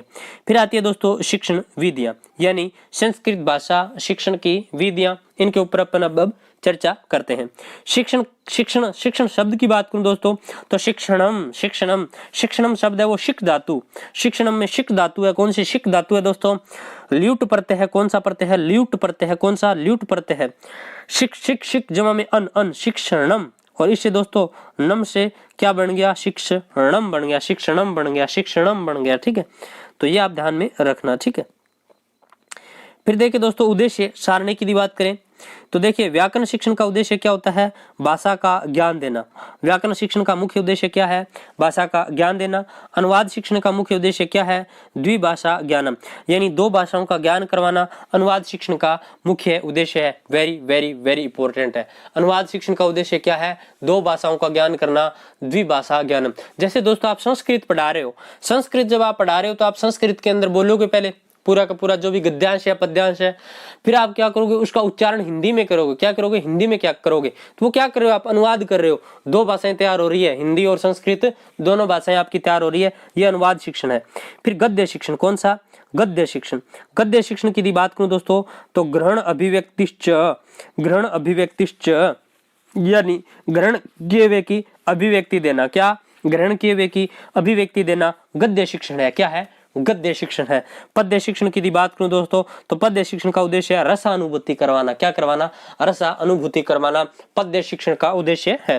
फिर नाटक शिक्षण। नाटक शिक्षण का उद्देश्य क्या है दोस्तों? संस्कार या चरित्र शिक्षणम, संस्कार, बच्चों में संस्कार भरना या दोस्तों बच्चों में चरित्र का निर्माण करना नाटक शिक्षण का महत्वपूर्ण उद्देश्य है। क्या? नाटक शिक्षण का। आजकल दोस्तों विद्यालय के अंदर जो फिल्मी सॉन्ग है उनके ऊपर मतलब नाट्य किया जाता है, या दोस्तों फिल्मी सॉन्ग है उनके ऊपर बच्चों के ऊपर डांस करवाया जाता है। और वहीं के उसी एवज में दूसरे विद्यालय में क्या? महाभारत, रामायण, इस तरह के दोस्तों जो प्राचीन जो चरित्र आधारित जो नाट्य थे उनके ऊपर दोस्तों नाट्य करवाए जाते हैं। ठीक है, तो उनसे क्या होता है? बच्चों में दोस्तों चरित्र का निर्माण होता है। किसका निर्माण होता है? चरित्र का निर्माण होता है। ठीक है, तो ये चीज आप ध्यान में रखना। तो नाटक शिक्षण, नाटक शिक्षण का मुख्य उद्देश्य क्या है? संस्कार या चरित्र शिक्षणम। फिर देखिए दोस्तों शिक्षण और शिक्षण की सर्वश्रेष्ठ विधियां, वेरी वेरी इंपॉर्टेंट है। इतना ही पूछा जाता है संस्कृत में। व्याकरण शिक्षण की सर्वश्रेष्ठ विधि कौन सी है? तो आगमन निगमन है। आगमन निगमन विधि है ये दोस्तों व्याकरण शिक्षण की महत्वपूर्ण विधि है। बाकी डिटेल अपन आगे पढ़ेंगे दोस्तों। अभी जितना मैं बता रहा हूं इतना आप सुनते जाइए। व्याकरण शिक्षण का मुख्य उद्देश्य तो देखिए दोस्तों व्याकरण शिक्षण की सर्वश्रेष्ठ विधि कौन सी है? तो आगमन निगमन विधि है। आगमन निगमन विधि ऑप्शन में ना हो तो आपको आगमन विधि करना है। कौन सी करना है? आगमन विधि। ध्यान रखना दोस्तों, आगमन निगमन विधि व्याकरण शिक्षण की सर्वश्रेष्ठ विधि है। आगमन निगमन विधि ऑप्शन में ना हो तो आगमन विधि कराना। नाटक शिक्षण की सर्वश्रेष्ठ विधि समवाय या सहयोग विधि है। तो नाटक शिक्षण की सर्वश्रेष्ठ विधि कौन सी है? समवाय या सहयोग विधि है। वेरी वेरी इंपॉर्टेंट है, याद रखना। अनुवाद शिक्षण की दोस्तों द्विभाषा या द्विभाषी विधि है। ये महत्वपूर्ण है। तो अनुवाद शिक्षण की कौन सी विधि सर्वश्रेष्ठ है? द्विभाषा या द्विभाषी विधि सर्वश्रेष्ठ है। गद्य शिक्षण की सर्वश्रेष्ठ विधि कौन सी है? तो उद्बोधन या अर्थबोध विधि महत्वपूर्ण है। तो गद्य शिक्षण की महत्वपूर्ण विधि आपसे पूछ ले तो उद्बोधन या अर्थबोध विधि महत्वपूर्ण है। पद्य शिक्षण की महत्वपूर्ण विधि पूछ ले आपसे तो खंडान्वयन विधि है। पद्य शिक्षण की महत्वपूर्ण विधि कौन सी है? तो खंडान्वयन विधि है पद्य शिक्षण की महत्वपूर्ण विधि। अब देखिए दोस्तों विधि और उनके प्रवर्तक कौन थे उनके बारे में अपन चर्चा कर लेते हैं। तो देखिए दोस्तों इधर देखिए, इधर तो आएगी शिक्षण विधि, यहाँ पर आएगा शिक्षण का नाम, यहाँ पर आएगा प्रवक्ता कौन था। तो देखिए आगमन विधि दोस्तों व्याकरण शिक्षण की विधि है। आगमन विधि व्याकरण शिक्षण की विधि है। निगमन विधि भी व्याकरण शिक्षण की विधि है। प्रश्नोत्तर विधि गद्य शिक्षण की, पाठ्य पुस्तक गद्य शिक्षण की, प्रत्यक्ष विधि गद्य शिक्षण की, और व्याकरण अनुवाद विधि व्याकरण शिक्षण की विधि है। अब इनके प्रवर्तक अपन देख लेते हैं। तो चलिए देखिए दोस्तों, आगमन आगमन विधि व्याकरण शिक्षण की विधि है। आगमन आगमन आगमन विधि का प्रवर्तक कौन था? पतंजलि था। कौन था? पतंजलि था। तो देखिए दोस्तों, आप तो महान है, आप तो महान है, आपने आगमन विधि का जन्म किया। आप तो महान है, आपने आपने आपने आगमन आगमन आगमन आगमन विधि दी। तो आप से दोस्तों, आ से आगमन, आ से आगमन, पै से पतंजलि, याद रखना, पै से पतंजलि। निगमन विधि देखिए दोस्तों, निगमन विधि व्याकरण शिक्षण की विधि है। किसकी? निगमन विधि व्याकरण शिक्षण की विधि है। और निगमन विधि का जनक पूछ ले आप तो आपसे, तो पाणिनि है। कौन है? पाणिनि है। निगमन विधि का जनक कौन है? पाणिनि है दोस्तों। पाणिनि सूत्रकार, पाणिनि सूत्रकार, पाणिनि सूत्रकार, पाणिनि सूत्रकार। त्रिमुनियों में दोस्तों पाणिनि क्या था? सूत्रकार था। और सूत्र होते क्या है? नियमी होते हैं। क्या होते हैं? नियमी होते हैं। तो निगमन विधि पाणिनि की देन है। किसकी? पाणिनि की देन है। प्रश्नोत्तर विधि की बात करूं दोस्तों दो चीज ध्यान रखना। एक तो आती है प्रश्नावली विधि। कौन सी विधि आती है? प्रश्नावली विधि आती है दोस्तों। प्रश्नावली विधि मनोविज्ञान के अंदर यूज में ली जाने वाली एक विधि है। चेक लिस्ट बोलते हैं जिसे प्रश्नावली विधि का जनक आपसे पूछ ले तो वुडवर्थ है। प्रश्नावली विधि का जनक कौन है? वुडवर्थ है। प्रश्नोत्तर विधि का जनक पूछ ले आपसे तो सुकरात है। प्रश्नोत्तर विधि का जनक कौन है? सुकरात है। प्रश्नोत्तर विधि देखिए दोस्तों, प्रश्नोत्तर विधि गद्य शिक्षण की विधि है। इसका जनक कौन है? सुकरात है।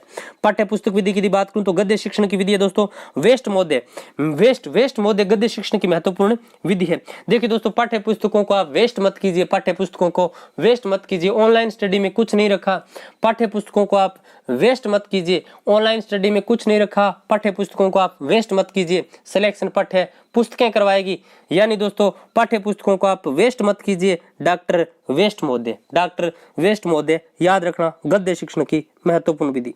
नेक्स्ट देखिए, प्रत्यक्ष विधि की बात करूं दोस्तों तो गद्य शिक्षण की महत्वपूर्ण विधि है। प्रत्यक्ष विधि गद्य शिक्षण की महत्वपूर्ण विधि है। और प्रत्यक्ष विधि दोस्तों ऐसे लगता है ना, प्रत्यक्ष विधि अपने आप बोलेगी, अपने आप क्या करेगी? वाक करेगी। अपने आप क्या करेगी? प्रत्यक्ष विधि अपने आप वाक करेगी। जो प्रत्यक्ष होता है वो दोस्तों ऐसे लगता है जैसे हमारे साथ बात करेगा, जैसे हमारे साथ वाक करेगा। वकील महोदय याद रखना, वकील महोदय, वीपी वकील महोदय। प्रत्यक्ष गद्य शिक्षण की महत्वपूर्ण विधि है। व्याकरण अनुवाद विधि की बात करूं दोस्तों तो व्याकरण शिक्षण की महत्वपूर्ण विधि है। व्याकरण अनुवाद विधि व्याकरण शिक्षण की महत्वपूर्ण विधि है। डॉक्टर रामकृष्ण गोपाल भंडारकर दोस्तों व्याकरण विधि व्याकरण अनुवाद विधि दोस्तों डॉक्टर रामकृष्ण गोपाल भंडारकर। ये दोस्तों व्याकरण अनुवाद विधि है, ये उच्च स्तर के लिए है, लेकिन रामकृष्ण गोपाल भंडारकर को याद इसलिए किया जाता है संस्कृत में, और ये बहुत बार पूछी भी गई है, क्योंकि दोस्तों जो अंग्रेजों से संस्कृत भाषा है उसको बचाने वाला एकमात्र व्यक्ति था। वो व्यक्ति कौन था? रामकृष्ण गोपाल भंडारकर था, जिसने दोस्तों संघर्ष किया था। उसकी वजह से अपन तृतीय भाषा के रूप में संस्कृत भाषा आज अध्ययन कर रहे हैं, नहीं तो संस्कृत भाषा का अपन अध्ययन नहीं कर रहे होते आज। बचाने वाला व्यक्ति कौन था दोस्तों? रामकृष्ण गोपाल भंडारकर था। इसका बहुत बड़ा योगदान था, संस्कृत भाषा बचाने में सबसे बड़ा योगदान यदि कहें तो रामकृष्ण गोपाल भंडारकर जी का था। इसलिए दोस्तों रामकृष्ण गोपाल भंडारकर जी को याद किया जाता है। व्याकरण अनुवाद विधि के जनक है रामकृष्ण गोपाल भंडारकर। फिर देखिए दोस्तों, उपनाम क्या? उपनाम व्याकरण अनुवाद ये देखिए दोस्तों, व्याकरण अनुवाद है, ये व्याकरण शिक्षण की विधि है। उपनाम क्या है? भंडारकर विधि। कौन सी विधि? भंडारकर विधि। अभी देख रहे हैं दोस्तों, सूत्र विधि दोस्तों व्याकरण शिक्षण की विधि है। पांडित्य विधि भी बोलते हैं। सूत्र विधि को क्या बोलते हैं? पांडित्य विधि भी बोलते हैं। सूत्र विधि को क्या बोलते हैं? पांडित्य विधि भी बोलते हैं। फिर अव्याकृत विधि दोस्तों व्याकरण शिक्षण की विधि है। किसकी? अव्याकृत दोस्तों व्याकरण शिक्षण की विधि है। ये भाषा ससर्ग विधि भी बोलते हैं दोस्तों अव्याकृत विधि को। अव्याकृत विधि को भाषा ससर्ग विधि भी बोलते हैं। व्याकरण शिक्षण की महत्वपूर्ण विधि है। फिर है उद्बोधन विधि। कौन सी? उद्बोधन विधि दोस्तों गद्य शिक्षण की महत्वपूर्ण विधि है। किसकी? गद्य शिक्षण की महत्वपूर्ण विधि है। इसको दोस्तों अर्थबोध विधि भी बोलते हैं। कौन सी विधि? अर्थबोध विधि भी बोलते हैं। फिर है दोस्तों प्रवचन विधि। कौन सी? प्रवचन विधि। ये दोस्तों गद्य शिक्षण की महत्वपूर्ण विधि है। कथन विधि भी बोलते हैं। क्या? कथन विधि। फिर देखें दोस्तों प्रश्नोत्तर विधि गद्य शिक्षण की महत्वपूर्ण विधि है। सुकराती विधि भी बोलते हैं। प्रश्नोत्तर विधि गद्य शिक्षण की महत्वपूर्ण विधि है। सुकराती विधि भी बोलते हैं। फिर है दोस्तों रंगमंच अभिनय विधि। ये नाटक शिक्षण की विधि है दोस्तों। इसको व्ययकारी या खर्चीली विधि भी बोलते हैं, रंगमंच या अभिनय विधि को। फिर देखिए दोस्तों खंडान्वयन विधि, खंडान्वय दोस्तों पद्य शिक्षण की महत्वपूर्ण विधि है। सामूहिक शिक्षण विधि भी बोलते हैं इसको। भाष्य विधि को दोस्तों, भाष्य विधि को व्यास विधि भी बोलते हैं। ये पद्य शिक्षण की महत्वपूर्ण विधि है, याद रखना पद्य शिक्षण की महत्वपूर्ण विधि व्यास विधि या भाष्य विधि। नेक्स्ट देखिए दोस्तों भाषानुवाद विधि। देखिए दोस्तों भाष्य विधि को ही व्यास विधि भी बोलते हैं। क्या बोलते हैं? व्यास विधि बोलते हैं। अपन देख रहे हैं ना पद्य शिक्षण की महत्वपूर्ण विधि। नेक्स्ट देखिए भाषानुवाद, भाषानुवाद दोस्तों पद्य शिक्षण की महत्वपूर्ण विधि है। इसको अर्थबोध विधि भी बोलते हैं। आगे दोस्तों यहां से अपन करेंगे कल, क्योंकि दोस्तों पास में डीजे बज रहा है और दोस्तों कॉपीराइट आ जाएगा अपने वीडियो के ऊपर यदि इसके अंदर एक भी सॉन्ग है उसकी साउंड रिकॉर्ड हो गई तो आई होप आज की क्लास आपको यहां तक अच्छी लगी होगी। वीडियो को ज्यादा से ज्यादा दोस्तों शेयर करना, ज्यादा से ज्यादा वीडियो को आप शेयर करना। नेक्स्ट पार्ट लेकर आऊंगा दोस्तों मैं आपके लिए कल। तो मिलते हैं कल।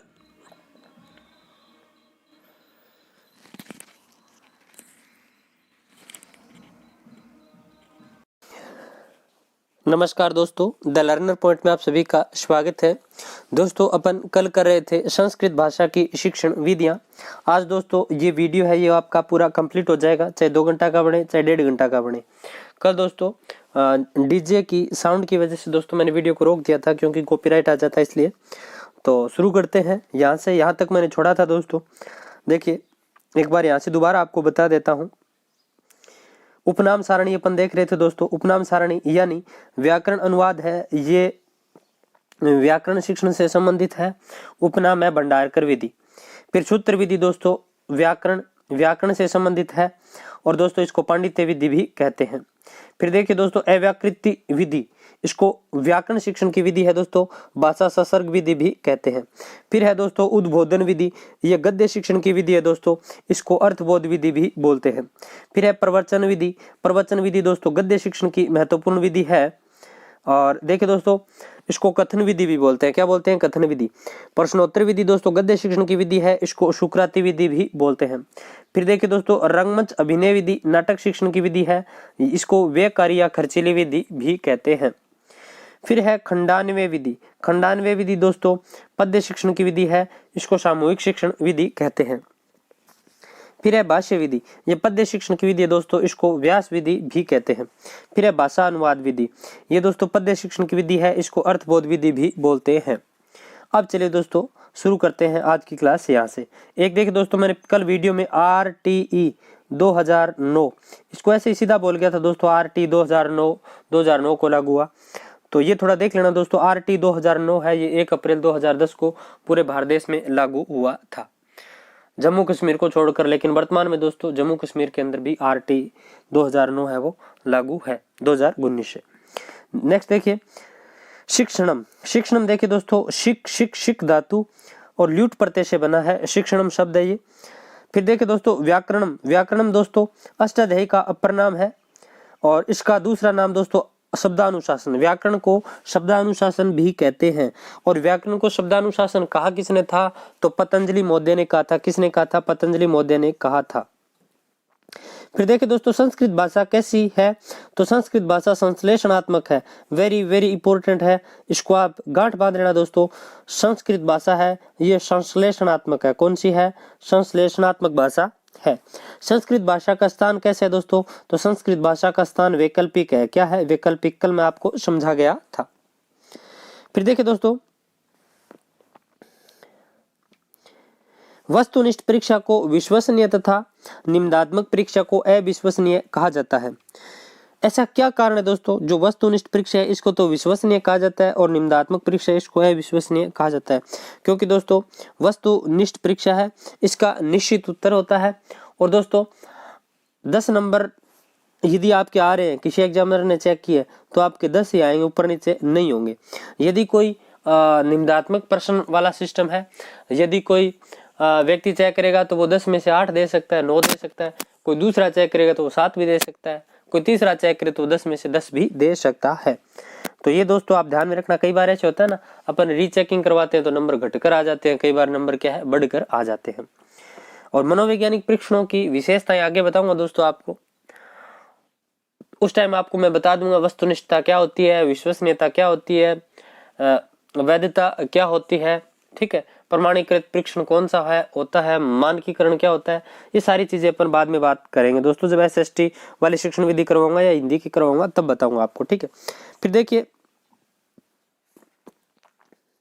लिखित परीक्षा के भेद में छात्रों की चिंतन शक्ति, कल्पना शक्ति, विचार अभिव्यक्ति का परीक्षण निबंधात्मक परीक्षा के द्वारा किया जाता है। अब देख लीजिए दोस्तों, लिखित परीक्षा के भेद में छात्रों की चिंतन शक्ति, कल्पना शक्ति, विचार अभिव्यक्ति आदि का परीक्षण किया जाता है।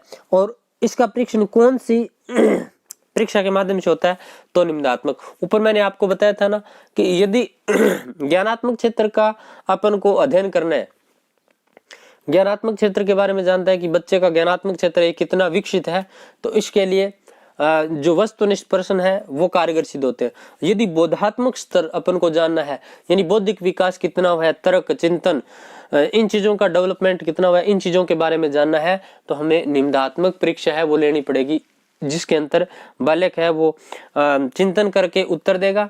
और दोस्तों उसमें उसकी कल्पना, उसके थॉट, वो सारी चीजें उसके अंदर आ जाएगी, ठीक है।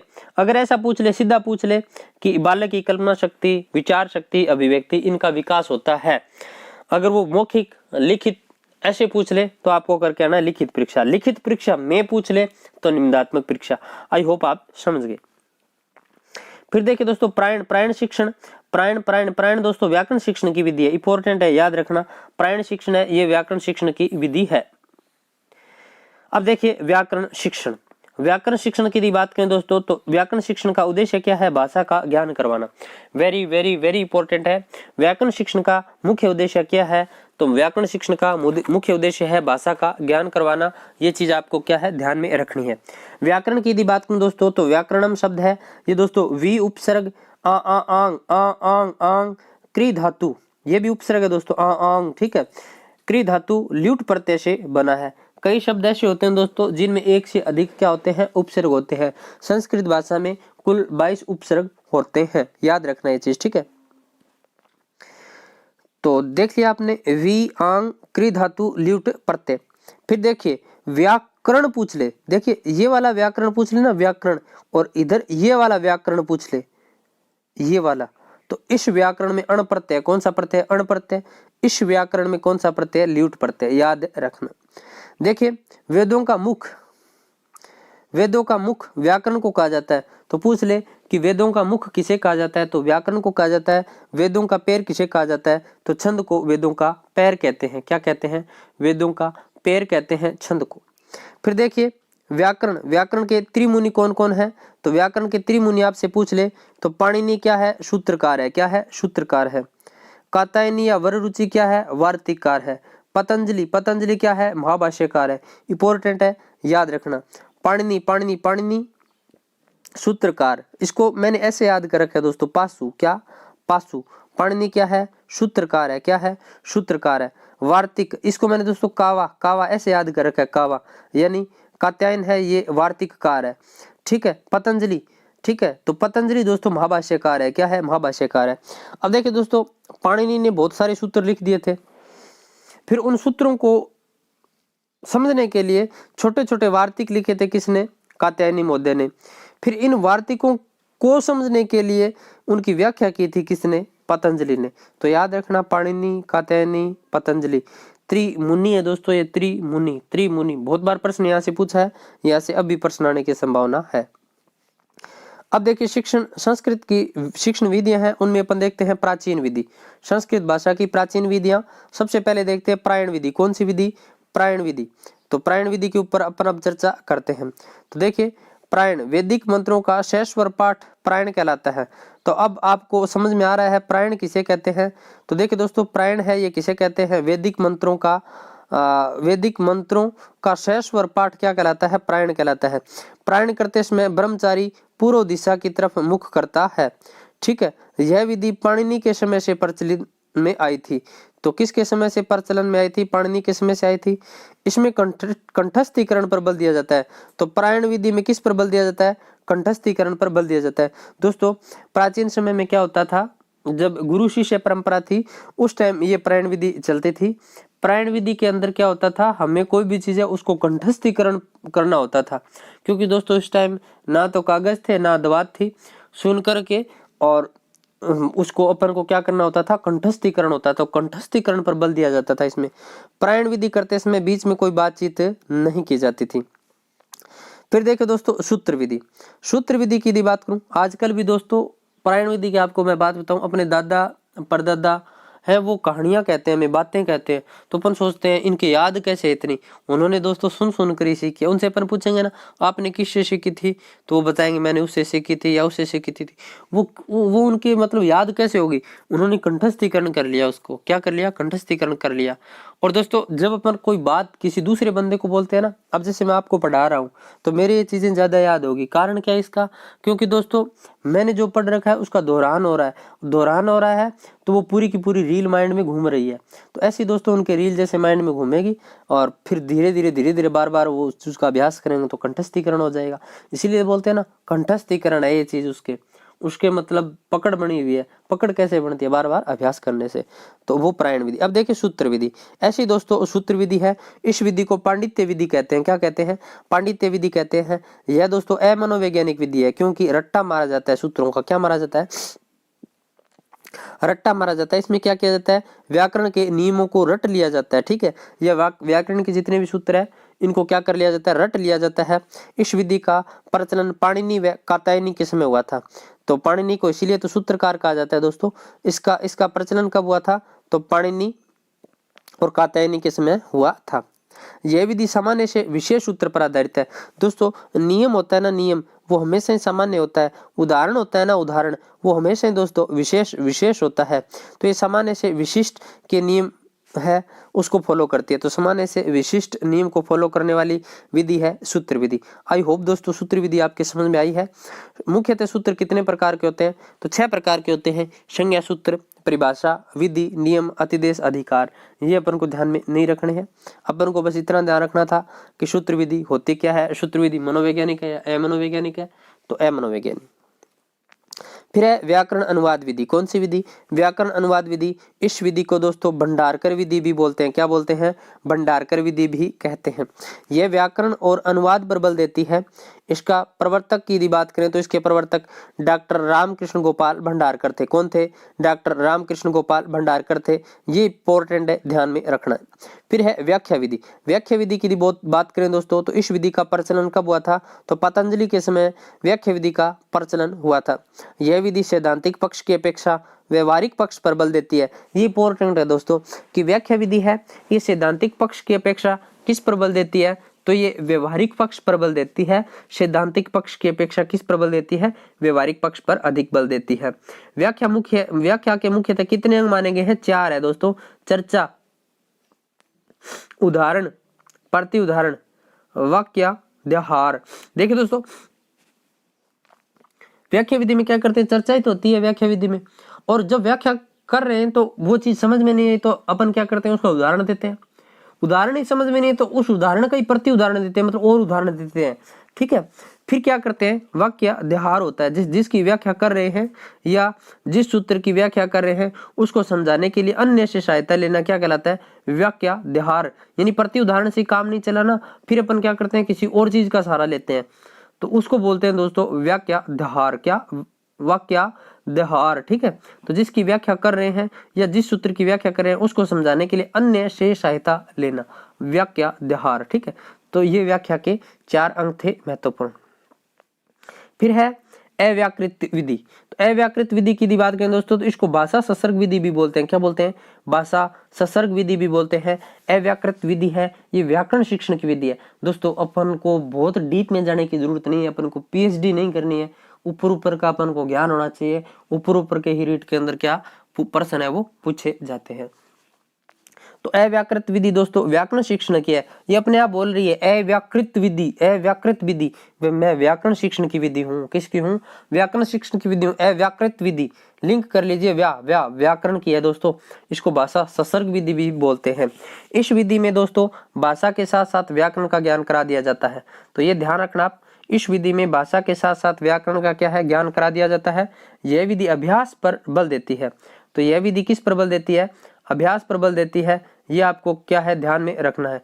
ये विधि किस पर बल देती है? अभ्यास पर बल देती है। फिर है नवीन या आधुनिक विधियां। तो देखिए नवीन या आधुनिक विधियों की यदि मैं बात करूं तो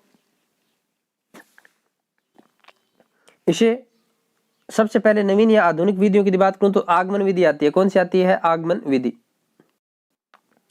तो आगमन विधि की बात करूं दोस्तों तो आगमन विधि है, इसके प्रवर्तक पतंजलि थे। कौन थे? पतंजलि थे।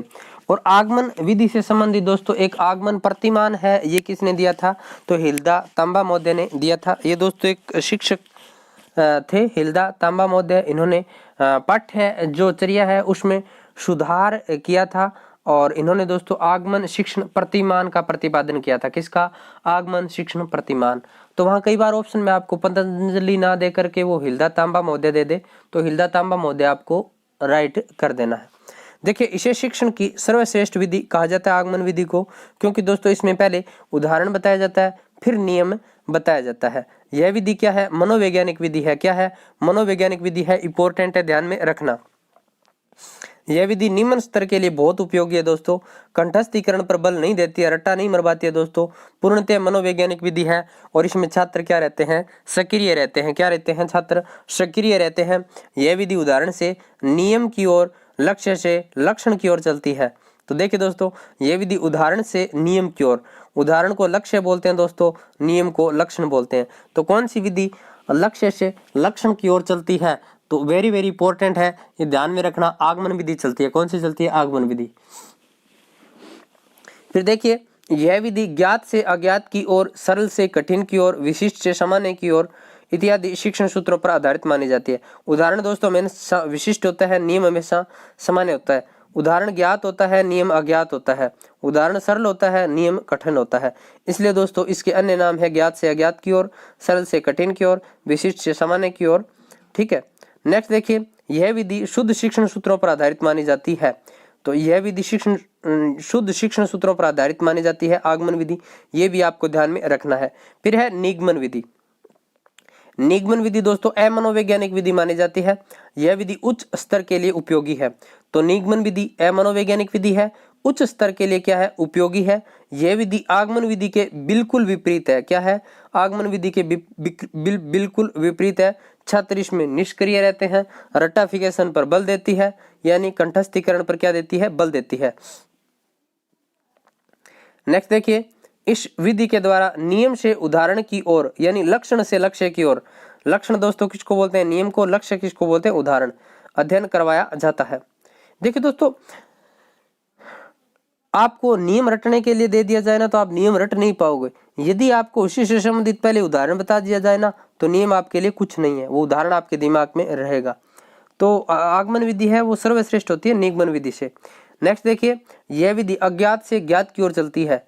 तो अज्ञात से ज्ञात की ओर चलती है, यानी नियम अज्ञात होता है, उदाहरण ज्ञात होता है। तो नियम से उदाहरण की ओर, अज्ञात से ज्ञात की ओर चलती है, कठिन से सरल की ओर चलती है, सामान्य से विशिष्ट की ओर चलती है। यह विधि अशुद्ध सूत्रों पर आधारित है। तो दोस्तों निगमन विधि है ये अशुद्ध सूत्रों पर आधारित है। अब देखिए दोस्तों एक आपसे प्रश्न पूछ ले कि निम्न में से कौन सी शिक्षण विधि सर्वश्रेष्ठ है? ऑप्शन आपको दे दे आगमन विधि, आगमन विधि, निगमन विधि, आगमन निगमन विधि, इनमें से कोई नहीं। तो आपको उत्तर करके आना है आगमन निगमन विधि। पूछ ले कि निम्न में से कौन सी शिक्षण विधि सर्वश्रेष्ठ है? आगमन निगमन दोनों एक साथ मिल जाए ना आपको डैश करके तो वो राइट होगा। यदि ये नहीं मिले तो आपको आगमन उत्तर करके आना है। ठीक है।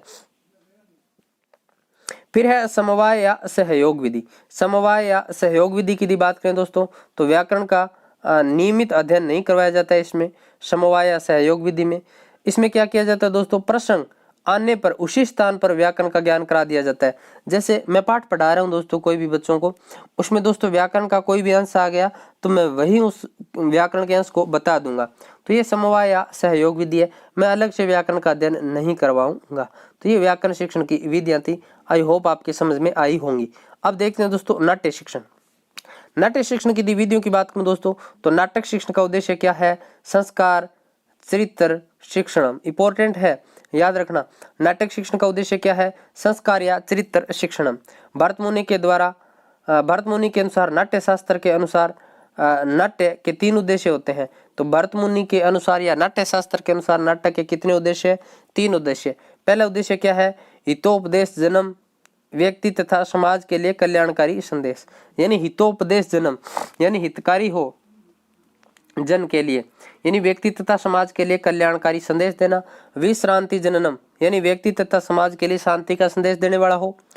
विनोद जननम यानी विनोद, मनोरंजन के साधन होने चाहिए। क्या होने चाहिए? मनोरंजन के साधन होने चाहिए। फिर अभिनय का संबंध नाटक से है। अभिनय मुख्यतः 4 प्रकार का होता है। कितने प्रकार का होता है? अभिनय 4 प्रकार का होता है। तो चलिए देखते हैं कौन कौन से प्रकार है। पहला है आदर्श नाट्य विधि। तो अभिनय की पहली देखें दोस्तों, आदर्श नाट्य विधि। इस विधि में सभी पात्रों का अभिनय स्वयं शिक्षक के द्वारा किया जाता है। तो जहां भी आदर्श लगा आ जाए ना, वहां शिक्षक ही करता है। आदर्श वाचन कौन करता है? शिक्षक करता है। आदर्श नाट्य विधि में महत्वपूर्ण रोल किसका होता है? तो शिक्षक का होता है। तो इस विधि में सभी पात्रों का रोल कौन करता है? स्वयं शिक्षक करता है। तथा इस विधि में छात्र नीरसता महसूस करते हैं। क्या करते हैं? नीरसता महसूस। फिर है रंगमंच अभिनय विधि। कौन सी विधि? रंगमंच अभिनय विधि। इस विधि में नाटकों को रंगमंच पर प्रस्तुत किया जाता है, परंतु व्ययकारी या खर्चीली होने के कारण सभी नाटकों को रंगमंच पर प्रस्तुत नहीं किया जाता। तो दोस्तों इंपॉर्टेंट है, मतलब हर प्रसंग को अपन दोस्तों रंगमंच पर प्रस्तुत नहीं कर सकते हैं, क्योंकि ये खर्चीली व्ययकारी विधि है, इसलिए इसको खर्चीली या व्ययकारी विधि भी बोलते हैं। फिर देखिए इस विधि को उद्देश्यों की पूर्ति की दृष्टि से श्रेष्ठ विधि माना गया है। तो उद्देश्यों की पूर्ति की दृष्टि से श्रेष्ठ विधि कौन सी है, आपसे पूछ ले तो आपको दोस्तों टिक मार्क यही करके आना है कि उद्देश्यों की पूर्ति की दृष्टि से श्रेष्ठ विधि कौन? तो रंगमंच अभिनय विधि। फिर है कक्षा अभिनय विधि। कक्षा अभिनय विधि की बात करूं तो इस विधि में शिक्षक छात्रों को एक एक पात्र की भूमिका देता है तथा छात्र प्रसंग के समय वाचिक अभिनय करते हैं। तो यानी टीचर है वो क्या करता है? कक्षा अभिनय विधि में छात्रों को एक एक पात्र दे देता है और उस पात्र के अनुसार छात्र है वो क्या करते हैं? अभिनय करते हैं। फिर है व्याख्या विधि। व्याख्या विधि समझाने की आवश्यकता है नहीं दोस्तों, क्लास में आया टीचर और व्याख्या कर दी और चला गया। फिर देखिए समवाय विधि। व्याख्या विधि में दोस्तों छात्र है वो नीरसता महसूस करते हैं और अध्यापक है वो दोस्तों अपना काम कर जाता है। हाँ, व्याख्या विधि का एक गुण जरूर है दोस्तों, पाठ्यक्रम में वो समय पर पूरा हो जाता है। ठीक है। फिर है समवाय विधि। समवाय विधि की बात करूं तो इसे नाटक शिक्षण की सर्वश्रेष्ठ विधि कहते हैं। तो नाटक शिक्षण की सर्वश्रेष्ठ विधि आपसे कोई पूछ ले तो समवाय विधि है। कौन सी है?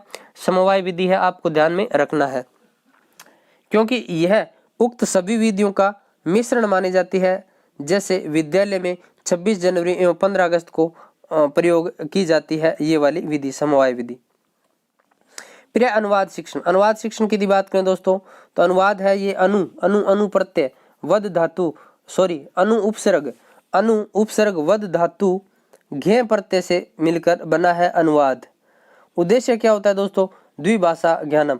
तो अनुवाद शिक्षण का महत्वपूर्ण उद्देश्य क्या है? द्विभाषाओं का ज्ञान कराना, 2 भाषाओं का ज्ञान करवाना, 2 भाषाओं का ज्ञान करवाना।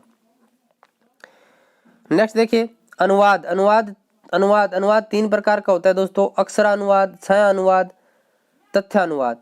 अक्षरानुवाद की बात करें दोस्तों तो समानार्थी शब्दों के द्वारा किया जाता है अक्षरानुवाद। छायानुवाद, भावानुवाद, मर्मानुवाद ये भाव के अनुसार होता है। किसके अनुसार? भाव के अनुसार। तो छायानुवाद, भावानुवाद, मर्मानुवाद ये भाव के अनुसार होता है। फिर है तथ्यानुवाद। तथ्यानुवाद की बात करें दोस्तों तो समानार्थक प्लस भाव के अनुसार ये तथ्यानुवाद होता है। तो अनुवाद की 3 विधियां हैं, ये त्रिविधा हैं, ये आपको ध्यान में रखनी है। फिर देखिए दोस्तों विधियां, अनुवाद शिक्षण की विधियां। तो देखिए दोस्तों पाठ्य पुस्तक विधि, बहुत सिंपल से दोस्तों। द्विभाषा विधि या द्विभाषी विधि, ये सर्वश्रेष्ठ विधि है अनुवाद शिक्षण की। द्विभाषा विधि या द्विभाषी विधि दोस्तों, संस्कृत भाषा है उसका मैं हिंदी में ट्रांसलेट कर रहा हूँ तो ये द्विभाषा है। तुलना विधि, 2 भाषाओं की तुलना करना। फिर है अनुकरण विधि। तो ये दोस्तों चारों आप ध्यान में रखना, ये अनुवाद शिक्षण की विधियां है, ये चारों नाम। सर्वश्रेष्ठ पूछ ले तो द्विभाषा विधि। फिर है गद्य शिक्षण। गद्य शिक्षण है ये दोस्तों काठिन्य निवारण पर बल देता है। किस पर? काठिन्य निवारण पर बल देता है गद्य शिक्षण। नेक्स्ट देखिए गद धातु यत प्रत्यय से बना है ये दोस्तों आपका गद्य। नेक्स्ट देखिए, उद्देश्य क्या होता है? ग्रहण अभिव्यक्तिश्च, ग्रहण किए हुए की क्या देना? अभिव्यक्ति देना। ग्रहण किए हुए की क्या देना? अभिव्यक्ति देना गद्य शिक्षण का महत्वपूर्ण उद्देश्य है। गद्य की जानकारी कहाँ से मिलती है दोस्तों? तो वेद से मिलती है। वेदों में भी पूछ ले आपसे तो यजुर्वेद से मिलती है। वेद वेद कति कति विदा संति, वेद चत्वारि संति। वेद कितने हैं? 4 है। वेद नपुंसक है दोस्तों, वेद नपुंसक लिंग शब्द है, इसलिए इसके साथ चतवारी आया है। क्या है? चतवारी आया है। तो गिनती दोस्तों अपन को 4 तक याद होनी चाहिए। कितने तक? 4 तक, क्योंकि 4 तक है वो पुल्लिंग, नपुंसक लिंग और स्त्रीलिंग, इन 3 लिंगों में चलती है। ये 3 लिंग अपने ध्यान में रहेंगे तो सही हो जाएगा। फिर देखिए दोस्तों, वेद वेदांग, वेदांग 6 होते हैं। तो वेदांग कति विदा संति, तो वेदांग षड मतलब 6 होते हैं दोस्तों। 6 वेदा संति, षड वेदा संति। 6 कौन कौन से? शिक्षा, कल्प, व्याकरण, निरुक्त, छंद और ज्योतिष। ये दोस्तों वेदांग है 6, आपको ध्यान में रखना है। तो व्याकरण को दोस्तों मुख कहा गया है, ठीक है। और छंद को दोस्तों पैर कहा गया है। क्या कहा गया है? वेदों का पैर कहा गया है। ये 2 आप ध्यान में रखना। फिर देखिए, गद्यम कति विदा संति, तो गद्यम कति विदा संति 2 भेद है गद्य के। कथा यानी कल्पित, आख्यायिका, आख्यायिका दोस्तों इतिहास प्रसिद्ध। तो दोस्तों आपसे पूछ ले कि गद्य के कितने भेद है? गद्य शिक्षण के कितने भेद है? 2 है। तो दोस्तों कथा, कल्पित यानी ये काल्पनिक होती है, जैसे बाण भट्ट की कादम्बरी। फिर देखिए दोस्तों, आख्यायिका, आख्यायिका इतिहास प्रसिद्ध होती है दोस्तों, जैसे हर्ष चरित। तो ये आप 2 ध्यान में रखना। विधि की यदि बात करें दोस्तों, तो गद्य शिक्षण की पहली विधि आती है उद्बोधन विधि या अर्थबोध विधि। यह विधि दोस्तों प्राथमिक स्तर के लिए क्या है? उपयोगी है, मनोवैज्ञानिक विधि है। गद्य शिक्षण की सर्वश्रेष्ठ आपसे पूछ ले तो अर्थबोध विधि या उद्बोधन विधि सर्वश्रेष्ठ विधि है। फिर देखिए, इस विधि के द्वारा क्या? इस विधि के द्वारा अध्यापक अपने अर्थ का बोध कराने के लिए अनेक साधनों का सहारा लेते हैं, जैसे प्रत्यक्ष रूप से अभिनय करके, दृश्य श्रव्य साधनों के द्वारा, प्रतिकृति या मॉडल दिखाकर। फिर है प्रवचन विधि। नेक्स्ट देखते हैं दोस्तों गद्य शिक्षण की प्रवचन विधि। प्रवचन विधि की बात करूं दोस्तों तो इस विधि को कथन विधि भी कहते हैं। दोस्तों ऊपर जो मैंने आपको चार्ट बताए थे वो आप दिमाग में रखना, वहां से जरूर प्रश्न है वो पुटअप होगा, बाकी यहाँ से जो प्रश्न आएगा वो आप हल कर देंगे। नेक्स्ट देखिए, यह विधि उच्च अध्ययन हेतु उपयोगी है। इस विधि में अध्यापक अपने कथन को स्पष्ट करने के लिए प्रवचन या उपविधियों का क्या लेता है? सहारा लेता है। अब आती है प्रवचन विधि की प्रविधियां। तो प्रवचन विधि की प्रविधियां कौन कौन सी है? तो देखिए, अनुवाद विधि, कोश विधि, टीका विधि, परिभाषा विधि। अनुवाद विधि है ये प्राथमिक स्तर के लिए है। कोश, टीका, परिभाषा ये उच्च स्तर के लिए है। क्या है? उच्च स्तर के लिए। फिर देखिए, प्रश्नोत्तर विधि। कौन सी विधि? प्रश्नोत्तर विधि। इस विधि को शुक्राति विधि भी कहते हैं। तो प्रश्नोत्तर विधि को क्या कहते हैं? शुक्राति विधि भी कहते हैं।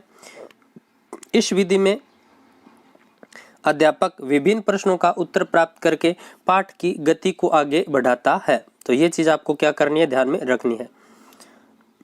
फिर है स्पष्टीकरण विधि। स्पष्टीकरण विधि की बात करूं दोस्तों तो उच्च स्तर हेतु क्या है? श्रेष्ठ विधि है स्पष्टीकरण विधि। तो उच्च स्तर के लिए उपयोगी है स्पष्टीकरण विधि। इस विधि में अध्यापक अपने कथन को स्पष्ट करने के लिए अनेक प्रविधियों का सहारा लेता है, जैसे व्युत्पत्ति विधि और प्रसंग विधि। तो ये नीचे वाली विधि अपन को ध्यान में नहीं रखनी है। अब देखिए दोस्तों, पद्य शिक्षण। पद्य शिक्षण का उद्देश्य क्या होता है? रसानुभूति करवाना। पद्य शिक्षण का उद्देश्य पूछ ले आपसे तो पद्य शिक्षण का महत्वपूर्ण उद्देश्य है रसानुभूति करवाना। जैसे दोस्तों ये अपन थ्योरी वाला पार्ट पढ़ लेंगे, उसके बाद आप जितने मर्जी प्रश्न है वो हल करना, आपको फायदा जरूर मिलेगा। बार बार थ्योरी नहीं पढ़नी चाहिए शिक्षण विधि की, बाद में प्रैक्टिस करनी चाहिए। फिर देखिए, खंडान्वय विधि। खंडान्वय विधि की बात करें तो इसे पद्य शिक्षण की सर्वश्रेष्ठ विधि कहा जाता है। तो पद्य शिक्षण की सर्वश्रेष्ठ विधि कौन सी है? तो खंडान्वय विधि है। वेरी वेरी वेरी इंपॉर्टेंट है। गद्य शिक्षण की अपन ने देख ली, अब पद्य शिक्षण की अपन विधियां देख रहे हैं। फिर देखिए, यह सामूहिक शिक्षण की विधि मानी जाती है। खंडान्वय विधि है, ये सामूहिक शिक्षण की विधि मानी जाती है। और ये मनोवैज्ञानिक विधि है। क्या है? मनोवैज्ञानिक विधि है, इंपॉर्टेंट है, याद रखना। इसे निम्न स्तर हेतु उपयोगी माना जाता है। तो खंडान्वय विधि को निम्न स्तर के लिए क्या माना जाता है? उपयोगी माना जाता है। इस विधि में छात्र क्या रहते हैं? सक्रिय रहते हैं। इस विधि में प्रश्न व्याकरण पर आधारित न होकर श्लोक या पद्य के मूल भाव पर आधारित होते हैं। तो ये खंडान्वय विधि है दोस्तों, इसको आपको ध्यान में रखना है। फिर देखिए दोस्तों दंडान्वय विधि। दंडान्वय विधि में दंड दोस्तों किसका सूचक है? तो वाक्य का सूचक है। दंड किसका सूचक है? वाक्य का सूचक है। अमनोवैज्ञानिक विधि है दोस्तों। क्या है? अमनोवैज्ञानिक विधि है। एक दोस्तों बीच में मैंने ऊपर लिख रखा है ट्रैकिंग विधि। ट्रैकिंग विधि क्या होती है दोस्तों? ये जो वर्कबुक में ऐसे लिखा आता है ना आजकल, ऐसे इस तरह से क्या, ठीक है, ट्रेस करना, फिर उसके ऊपर बच्चा पेंसिल घुमाता है ऐसे ऐसे, फिर इसको ऐसे ऐसे भरता है, वो ट्रैकिंग विधि कहलाती है, लेखन से संबंधित है। नेक्स्ट देखिए दोस्तों, यह विधि उच्च स्तरीय, यह विधि उच्च स्तरीय तो उपयोगी है, यानी दंडान्वय विधि। इस विधि में छात्र क्या रहता है? निष्क्रिय रहता है। इस विधि में प्रश्न श्लोक या पद्य से व्याकरण संबंधी प्रश्न पूछे जाते हैं, यानी इस विधि में प्रश्न श्लोक या पद्य से व्याकरण संबंधी प्रश्न पूछे जाते हैं। इस विधि में व्याकरण का स्थान प्रधान होता है। तो इसमें व्याकरण का स्थान प्रधान होता है। बस अपन को तो ध्यान में इतना रखना, खंडान्वय विधि और दंडान्वय दोनों ही पद्य शिक्षण की विधि है। किसकी है? पद्य शिक्षण की। इतना ही ध्यान में रखना, ज्यादा आपके ना रहे तो भी कोई दिक्कत नहीं है। फिर है व्यास विधि। व्यास विधि, इस विधि को भाष्य विधि भी कहते हैं। व्यास विधि को क्या कहते हैं?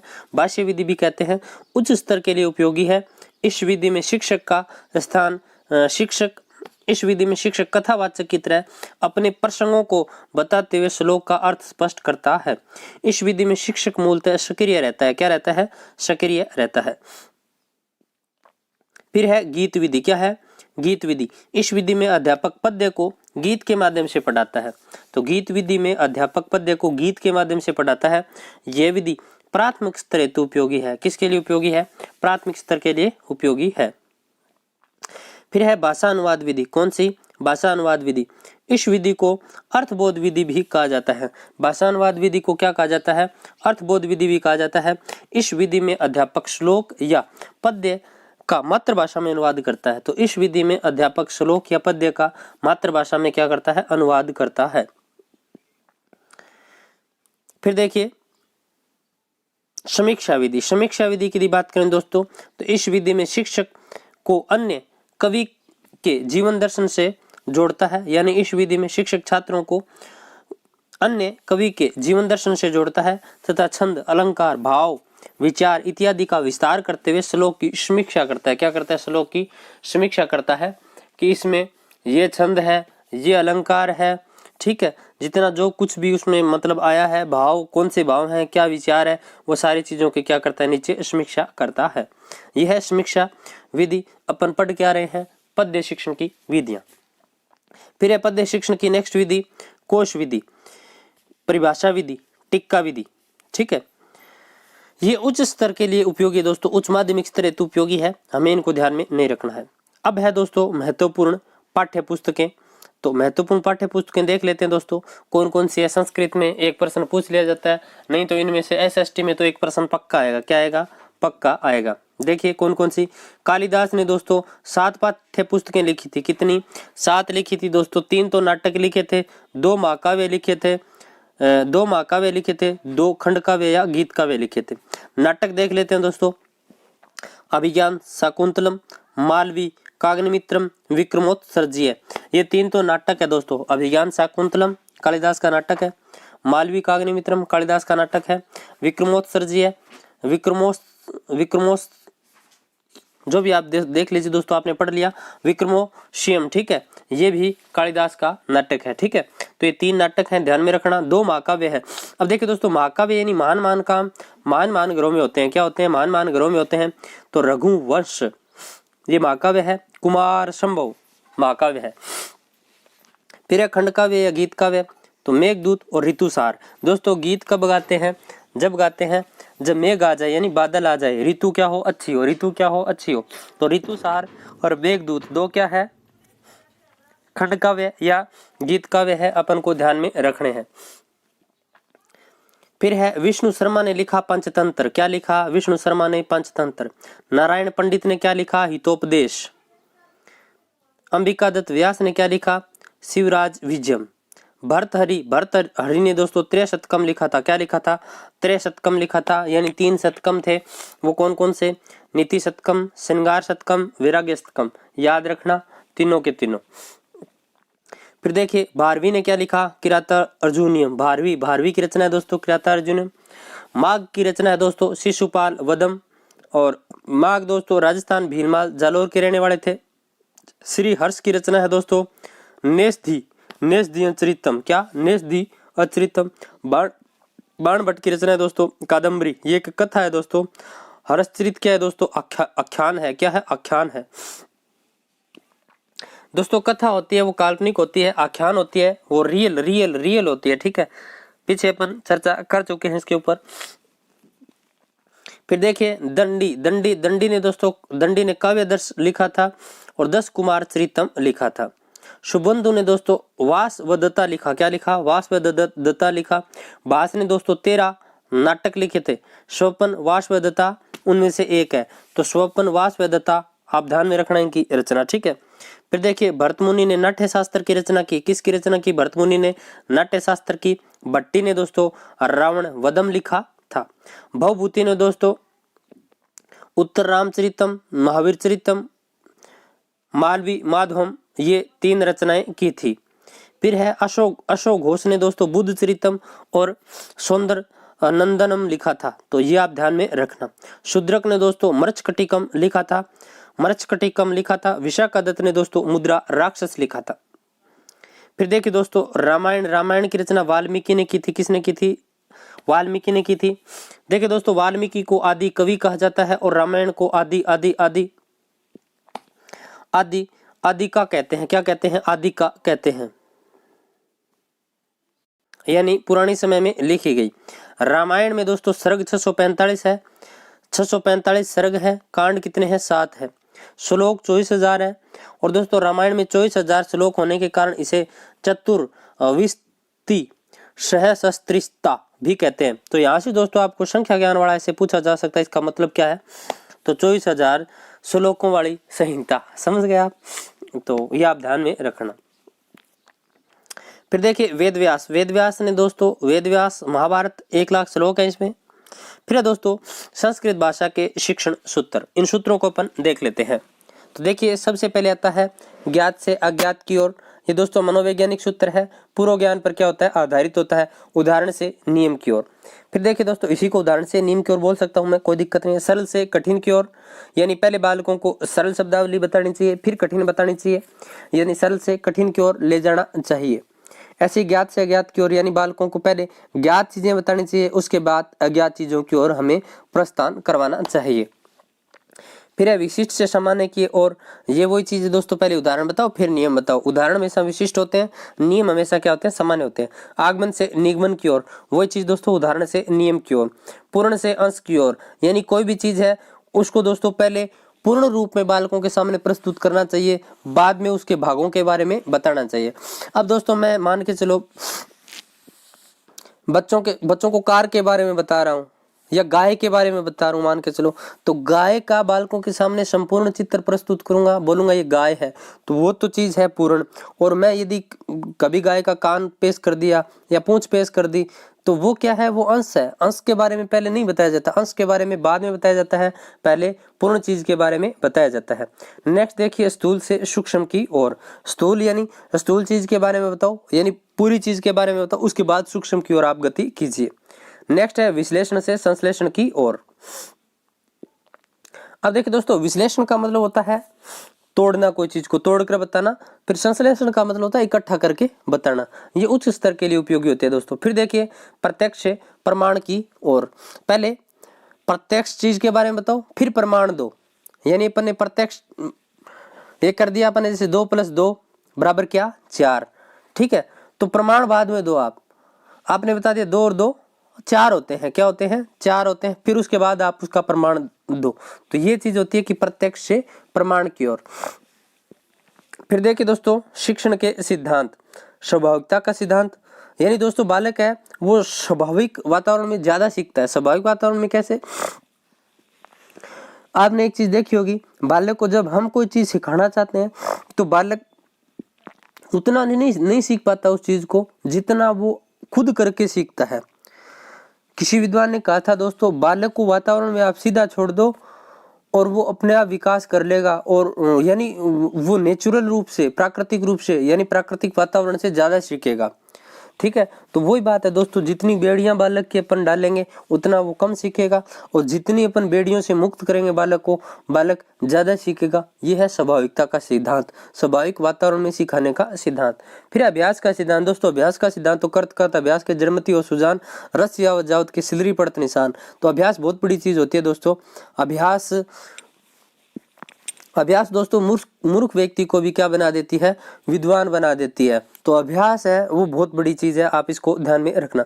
तत्परता का सिद्धांत, तत्परता का सिद्धांत ये है दोस्तों, मैं आपको कहूं को आपको रीट में जॉब लगनी है, रीट में जॉब लगनी है, रीट में जॉब लगनी है, और आप रीट में जॉब लगने के लिए तैयार ही नहीं हो, आपकी मानसिकता ही आपने उसके अकॉर्डिंग नहीं बनाई है, तो मैं आपके लिए चाहे लाख प्रयास कर लो, आप रीट में जॉब नहीं लगोगे जब तक तैयार नहीं हो। और हम तैयार हो जाते हैं दोस्तों, तो कहते हैं ना कि मतलब जब तैयार हो जाना आधा युद्ध जीत लेने के बराबर होता है दोस्तों। यदि हम मानसिक रूप से तैयार हैं कि हाँ मुझे ये काम करना है तो करना है, हम 50% रेडी हो जाते हैं।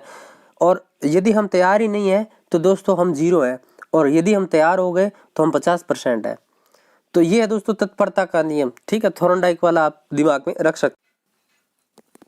नेक्स्ट आता है दोस्तों मौखिक कार्य का सिद्धांत, ये देख लिया अपन ने।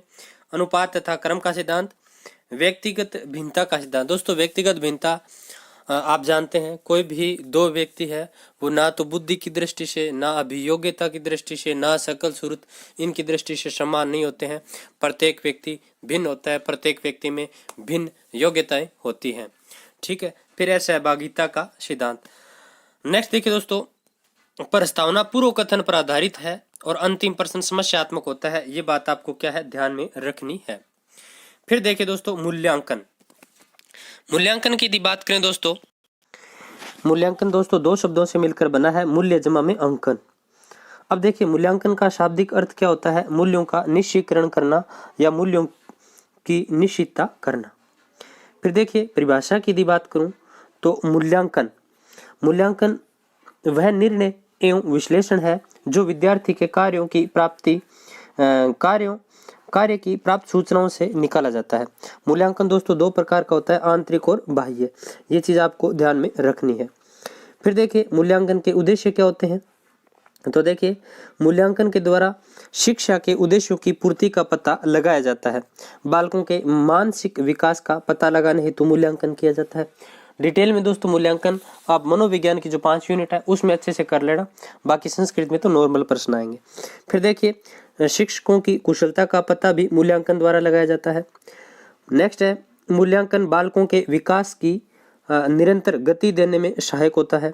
मूल्यांकन द्वारा प्राप्त सूचनाओं के आधार पर पाठ्यक्रम को समुचित परिवर्तन किया जा सकता है, यानी मूल्यांकन के द्वारा प्राप्त सूचनाओं के आधार पर पाठ्यक्रम में समुचित परिवर्तन किया जा सकता है। फिर है मूल्यांकन द्वारा छात्र छात्राओं की क्षमताओं का भी पता लगाया जाता है कि छात्र छात्राओं ने क्या अचीव किया है, क्या छात्र छात्राओं की अचीवमेंट है, इस चीज का भी पता लगाया जाता है। फिर देखिए मूल्यांकन की विशेषताएं। देखिए दोस्तों सबसे पहले आती है वस्तुनिष्ठता। वस्तुनिष्ठता क्या होती है कि अंक में समानता, उत्तर सार्वभौमिक। अब मैं कैसे अभी बताऊंगा आपको सार्वभौमिक। देखिए दोस्तों वस्तुनिष्ठ प्रश्न वो होता है जिसका उत्तर सार्वभौमिक हो, सभी जगह एक ही उत्तर मिले। जैसे भारत की राजधानी नई दिल्ली है तो नई दिल्ली ही मिलेगी, कहीं देख लेना आप। इसमें दोस्तों अंक में समानता का मतलब क्या है, मैं कॉपी चेक करूं किसी बालक के 9 नंबर आ रहे हैं जैसे, तो दूसरा एग्जामिनर चेंज करेगा तो भी 9 ही आएंगे, यानी इसके ऊपर किसी भी एग्जामिनर अपनी तरफ से फेरबदल नहीं कर सकता है। ठीक है, तो ये चीज आपको ध्यान में रखनी है। वस्तुनिष्ठता इसी को ही बोलते हैं। ठीक है, यानी जिसके उत्तर निश्चित और सार्वभौमिक हो वो क्या है, वस्तुनिष्ठता है। तो ठीक है, फिर देखिए वैधता। वैधता का मतलब होता है दोस्तों कोई भी परीक्षण या पेपर जिस उद्देश्य की पूर्ति के लिए बनाया है, यदि वह उस उद्देश्य की पूर्ति करता है तो वह वैध है, अन्यथा वह वैध नहीं है। फिर है विश्वसनीयता। विश्वसनीयता का मतलब होता है दोस्तों विश्वास करने योग्य, और विश्वसनीयता का मनोवैज्ञानिक दृष्टिकोण से अर्थ होता है दोस्तों परिणाम में संगतता। क्या, परिणाम में संगतता।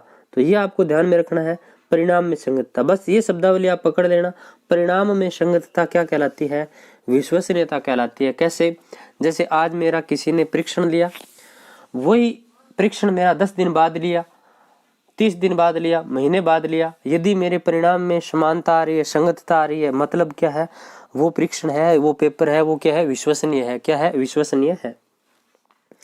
व्यवहारिकता, यानी व्यवहारिकता का गुण होना चाहिए एक मनोवैज्ञानिक परीक्षण में या जो भी पेपर बनाए उसमें। विभेदकारी भी होना चाहिए। दोस्तों जो पेपर बनता है ना, जो भी पेपर बनता है उसमें दोस्तों आपको पता है 20% क्या होते हैं? बहुत ज्यादा टफ पर्सन होते हैं, 60% औसत होते हैं, और बाकी जो बच गए 20% वो मतलब और उनसे भी निम्न होते हैं, निम्न स्तर के प्रश्न होते हैं जो सभी कर देते हैं। और ये 20% क्या होते हैं? विभेदकारी, यानी व्यक्तिगत भिन्नता को क्या रखा जाता है? ध्यान में रखा जाता है। फिर है सतत एवं व्यापक मूल्यांकन। तो देखिए दोस्तों, सतत एवं व्यापक मूल्यांकन की बात करें तो इसका शाब्दिक अर्थ होता है लगातार, व व्यापक शब्द का अर्थ होता है सभी जगह एवं सर्वत्र। सतत एवं व्यापक मूल्यांकन से तात्पर्य यह है कि यह विद्यार्थी की शैक्षिक एवं शैक्षिक गतिविधियों का निरंतर तथा नियमित रूप से क्या करता है? मूल्यांकन करता है। फिर देखिए उपचारात्मक शिक्षण।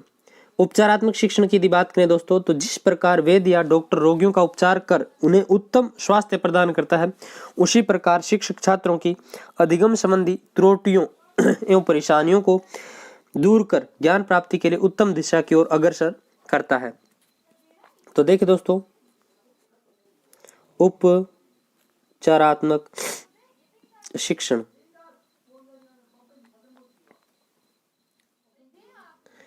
इससे पहले होता है दोस्तों निदानात्मक परीक्षण। क्या होता है? परीक्षण। अब निदानात्मक परीक्षण क्या होता है? बालक की समस्या को जानना, यानी बालक कहाँ अटक रहा है उसको जानना क्या है? निदानात्मक परीक्षण है। ठीक है। निदान का मतलब दोस्तों होता ही क्या है? कारण जानना होता है। क्या होता है? कारण जानना होता है। निदानात्मक परीक्षण के बाद दोस्तों उपचारात्मक शिक्षण किया जाता है। उपचारात्मक शिक्षण क्या होता है? जो बालक की समस्या है या जो बालक की परेशानी है उसको दूर करने के लिए क्या किया जाता है? उपचारात्मक शिक्षण किया जाता है। क्या किया जाता है? उपचारात्मक शिक्षण। उद्देश्य देखिए दोस्तों, उद्देश्यों की बात करूं तो छात्र के अधिगम संबंधी दोषों का निराकरण करना, छात्रों की व्यक्तिगत कठिनाइयों को दूर करना, संस्कृत भाषा के प्रति रुचि उत्पन्न करना, मंदबुद्धि बालकों में आत्मविश्वास जागृत करना, शिक्षण में मनोवैज्ञानिक सिद्धांतों का अनुसरण करना। फिर देखिए दोस्तों, प्रस्तावना कौशल का उद्देश्य पूर्व ज्ञान परीक्षण। प्रस्तावना पूर्व ज्ञान पर आधारित होती है तथा अंतिम प्रश्न क्या होता है? समस्यात्मक होता है। ये चीज आपको क्या रखना। इसके बाद दोस्तों अपन करेंगे ये पीछे के एग्जाम के आए हुए संस्कृत भाषा के जो शिक्षण विधियों के प्रश्न है वो करेंगे दोस्तों अपन नेक्स्ट वीडियो के अंदर। आज आपका थ्योरी का सेशन है वो पूरा कंप्लीट हो गया है। एक दो बार आप रीडिंग लगा लेना दोस्तों, संस्कृत जो शिक्षण विधि की थ्योरी है उसके बाद अपन प्रश्न हल करेंगे। फिर आपके कोई डर नहीं रहेगा संस्कृत शिक्षण विधियों से संबंधित। तो मिलते हैं फिर नेक्स्ट वीडियो के साथ।